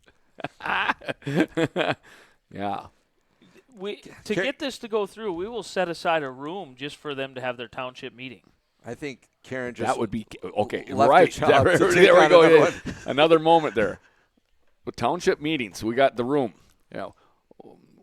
What are we doing here? We have our township meetings here. Okay. Set aside for whoever the township. Yeah. Do they have presidents or what do they have? Township. Is there somebody that in charge of the township? chairperson. Chairman? I would think. He's going to get a big I office. think in it the would be corner. like our voting districts, I would think. He would get a big office in the corner, whatever township we're in. And when somebody walked Yeah. in there, they'd go, "Wow, this is a nice office. What do you do?" Yeah. Just the chair of the township. Is Nick Yeah. going to have to vacate this property? Because it seems like we're taking over. Well, that's a him problem. Yeah. He can move into a condo. Oh, good point. Pick of the litter. I don't see the problem. Yeah. Right. Yeah. This is a money. Like I say, I was going at this wrong. I was looking at this as a poor donation thing. No. This is business. So whatever farmland he's given up, this is. I wonder if we need This is making money. Governor Burgum on the next show. So we If can you have the contacts, let's bring him in. Here, just imagine this. I mean, Hey. That grandstand was a Hoven deal. That's the truth. so we need Hoven. Well, he's from Minot. So Or we use it as leverage for Burgum and say, look what the last governor got done. What are you going to do? Yeah. Put your stamp on this land. The Dome. Hoven's still a senator. If Nick's wife's Paige gets upset about having to move out of their house and into a condo in the Dome, just imagine. Yeah. When you come home from work at the end of the day, Elevators, you're gonna have third a floor. Taco Bell, you're going to have a KFC, Yeah. you're going to have all these food shacks right there. Chester's. Chester's Chicken. For sure. Not KFC. We want Chester's. Yeah. Little A&W root beer. Hey, you got our meat and cheese trays on Saturday. They were great. I was in them. And the brownie tray, too. It's all going to be right there. Yes. Trump would be all on board with this. Oh, man, that's who we need. He'd finance it. Yeah. The Trump Marketplace Dome. Trump my Dome. God. Oh, my God. We're going to get fired here. Somebody's going to do an intervention on us. They're going to haul us in pretty soon. Yow. All right. Well, so if we go back If in you're still with us. go back in the comments a little bit. You got. Oh boy, yeah, we're live. Oh man. Jed came in a little bit earlier. Oh, he went to bed. Yeah, he went to bed, but he said he'll hook us up with some stickers. He said the stickers were flying out of his hands all weekend long. Well, okay, so there's a little in the Grinstead camp. My brother has convinced them that he is consultating them. So he's got JBC, Jed Boyce Consulting. So then, of course, I got DBI on mine. And Dilly and Jed are playing with each other all the time. So Dylan gets out an orange piece of tape and writes DBI on a magic marker and sticks it on Brenner's car. And I think it was the night Brenner won his first feature. So it was close enough to ride. But at any rate, so they've been going back and forth. So my brother Jed brings down about 100 JBC stickers, and if you were anywhere within 100 feet of my trailer, you got a sticker stuck on your car. Marcus got about 4 of them on his. So. Jed says he's still awake and listening. Yeah. Again, I don't know who didn't get a JBC sticker. So he was heading over to Max at one time. So see if he writes in, but. So the Max probably got a purple sticker on there somewhere. You haven't seen it yet. Most likely. Yeah, he was running pretty good. In your Roll own words. over. Oh man, we're flipping him at Supernationals. See, he looks better than Eddie. He's ready to go. Hit the key. Let's start him up and go. That 50 car just went over. It looks pretty good to me. So, wow. But yeah. So there's a little friendly battle there with DBI and JBC. Imagine being me in the middle. So. You're just sitting over there going, I'll just take all the speed. God, we've got great forward coming off the corner. Now it don't turn. So I got to get the thing entering again. So which one do you go to? JBC or DBI? I'm waiting for him to come to me at this point. So actually, Dilly and I are talking. My brother's just watching. I think he's getting ready for, I don't know, massive failure. He's going to come scooping us up with Are we going to get Jed on a show here if you keep talking smack or what? Well, if we go long enough, he could drive over here and be on tonight. I told you I was 3 minutes away. He's about 1. He's down here at 33rd and a third. So we're going to get a knock on the door here. If he started walking right now, he'd be here in about 5 minutes. So he said Max didn't get one. He was heading there. Yeah, Max said he had to wait. I'm guessing Max is thinking he had to talk to me. Jeez, I can't believe Jed chickened out. You were all that was in the way. Should have got 3 of them. Oh, my. So I think we've got Joren wound up here. We got things rolling. 7,100 RPMs you're running at right now. Yeah, I stayed off the chip. I don't want to keep the rods on the crank. I was wounded in battle, and I was still alive. I wanted to stay alive at least. So if you're sitting in a car, the drone. Oh man, they just took it. I saw when you spoke though. Had TBJ in there, so yeah. If you're sitting in a car and that drone flies right next to you or stops right on your hood and looks at you, are you thinking to yourself like, "What planet am I on? Where's the fly swatter?" Swat the dang thing. So I tell you, those guys up in Esteban, they're pros at it. I mean, they have been whizzing right along when we're on the pace lap. I'm like, Jesus, stay in your lane. Yeah, well, Jed would want a condo too. Oh, Jed would be there too. So I might have to live with him. This thing's getting bigger than. How many condos do we think could fit in there? I think we need a good 25. Well, I think you sold 10 already. And 25 is the wrong number, so we got 2 sides. So we're going to have 10 on each side and probably 6 on each end. So there you 12, go. 32. That's what I'm thinking, probably. Nick's 50-yard line. Pick of the litter. The rest of us fall in, according to our ability to pay. Well, you're going to need a 50-yard line because you're going to be broadcasting all this stuff, so you need to be center stage. Oh, right from my balcony. Yep. Jenny, get out of bed and broadcast whatever they're doing down there. Whatever's going on, just flip the switch on. Let's just get it. You got the cameras built into the walls down there. Just turn them on. That's what we're going to do. It's just Joren down there smiling, looking around again. Yeah, riding around on my 4-wheeler. Who's next? I think we wore him out. off the rails. Oh, Mod Light and Condo. Oh, yeah. He wants some mod lights in there, Yeah. then, huh? Yeah, well, okay, so This whole live thing and interaction. okay. If you know my brother, he don't like to get dirty. Right. Okay. So he's buying my concrete deal. Well, probably, yeah. Well, they race RC cars. That's as dirty as they get. If you can get dirty, I don't think you can. They race on carpet. So, but at any rate, and the last thing I know we need to talk. You talk about spicy moments. Let's talk about more classes. Holy cow! So, at any rate, the Mod Light, which is a cool car, it really is. It's the motorcycle motor car. But unlike all the rest of them, it's got a quick change in it. And it's got the same suspension as a big mod, so they do wheelies and they do all the cool stuff they're supposed to do. But at any rate, my nephew Damon, which would love to race a car, but he can't get dirty. So that counts stock cars out because they blow up and you need to change gears. So Jed and I and Damon have decided that mod lights is what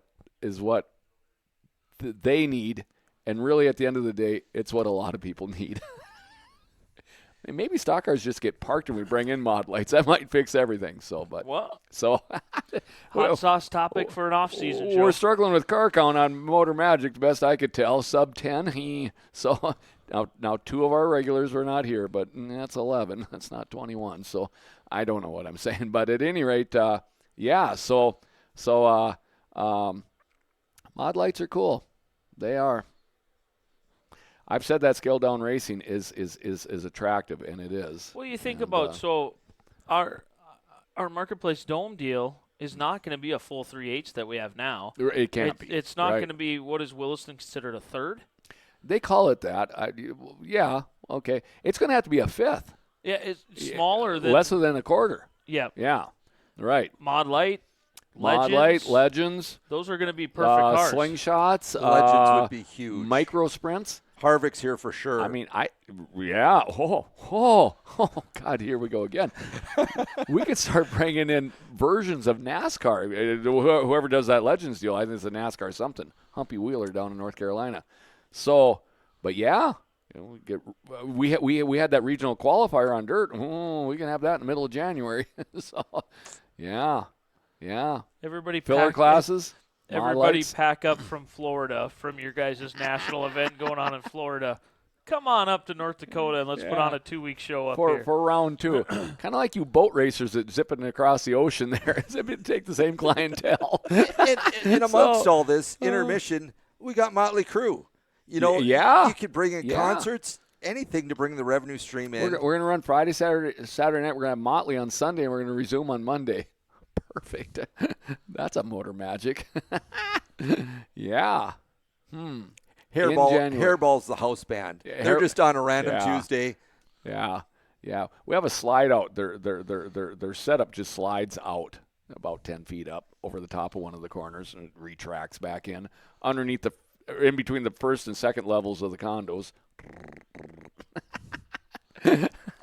Karen, you just lost your design. Looks like Jordan's taking over. Dang. Well, no, she's got to still draw it up, but I'll be the fall guy. I'll be around the hairball band because I should be. So I'll take the condo close to them, and I'll have the button for the retractable stage. So it'd be good. So we picked a good one to go live on Facebook, didn't we? Oh God. We're back up to 11 viewers. Well, people are hanging on. Yeah, no more concrete talk. That's not without dirt on top of like, it. Hey, Joren got lit. Get back on. Mod lights. Yeah, give us some feedback. I think mod lights are cool. I really do. They put on a show at Supernationals. They're in the back of it. But I just hate when some associations don't catch on. This change in gears. Yep. You and Max aren't going to change gears. I'm 60 in February. That's got to come to an end. It's got to come to an end. Mod lights have a quick change. Damon can change them and wipe off his fingers. He's good. he's not dirty up to his shoulders, rolling around. Yeah. No joke, putting that axle in and doing that stuff last night because I had the gears out. And then you jumped up and went to Tioga today. Stanley. And I had the gears out trying to get that axle to go in there because the rear end is a little bit bent. Right. Yeah, right. You left it loose. So I'm changing gears Saturday night. DBI 1's got to come to life. And I'm putting it up in there. My bottom stud pushes in. Oh, no. nightmare. I'm by myself. It's I got oil coming out of it. I got run down my hand. I'm like, you dirty SOB.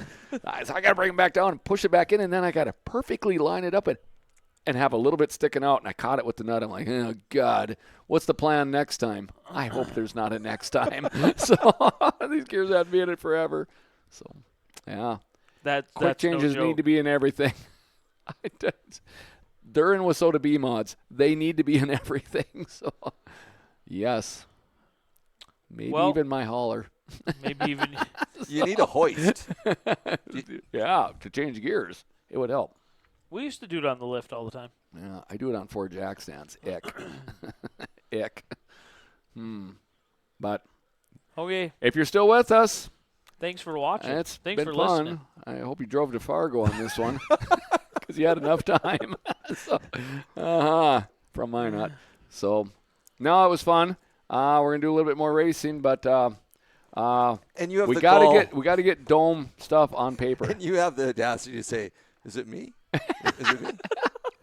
Yeah. So if you look at this deal, Apparently, he's my brother. Munoz started about 12th or 14th, and he's battling for the lead He is. Huh? There's with Jesse Sabe. Yeah, he was 7th row outside. there's carnage like crazy down there. And they don't throw Ouch. yellows. All the They other do. guys, wrecked. Yeah. Oh, yellow just came somebody's out. going to the But pits. they're dumping all the Oh, time. he's at They're the top. hitting.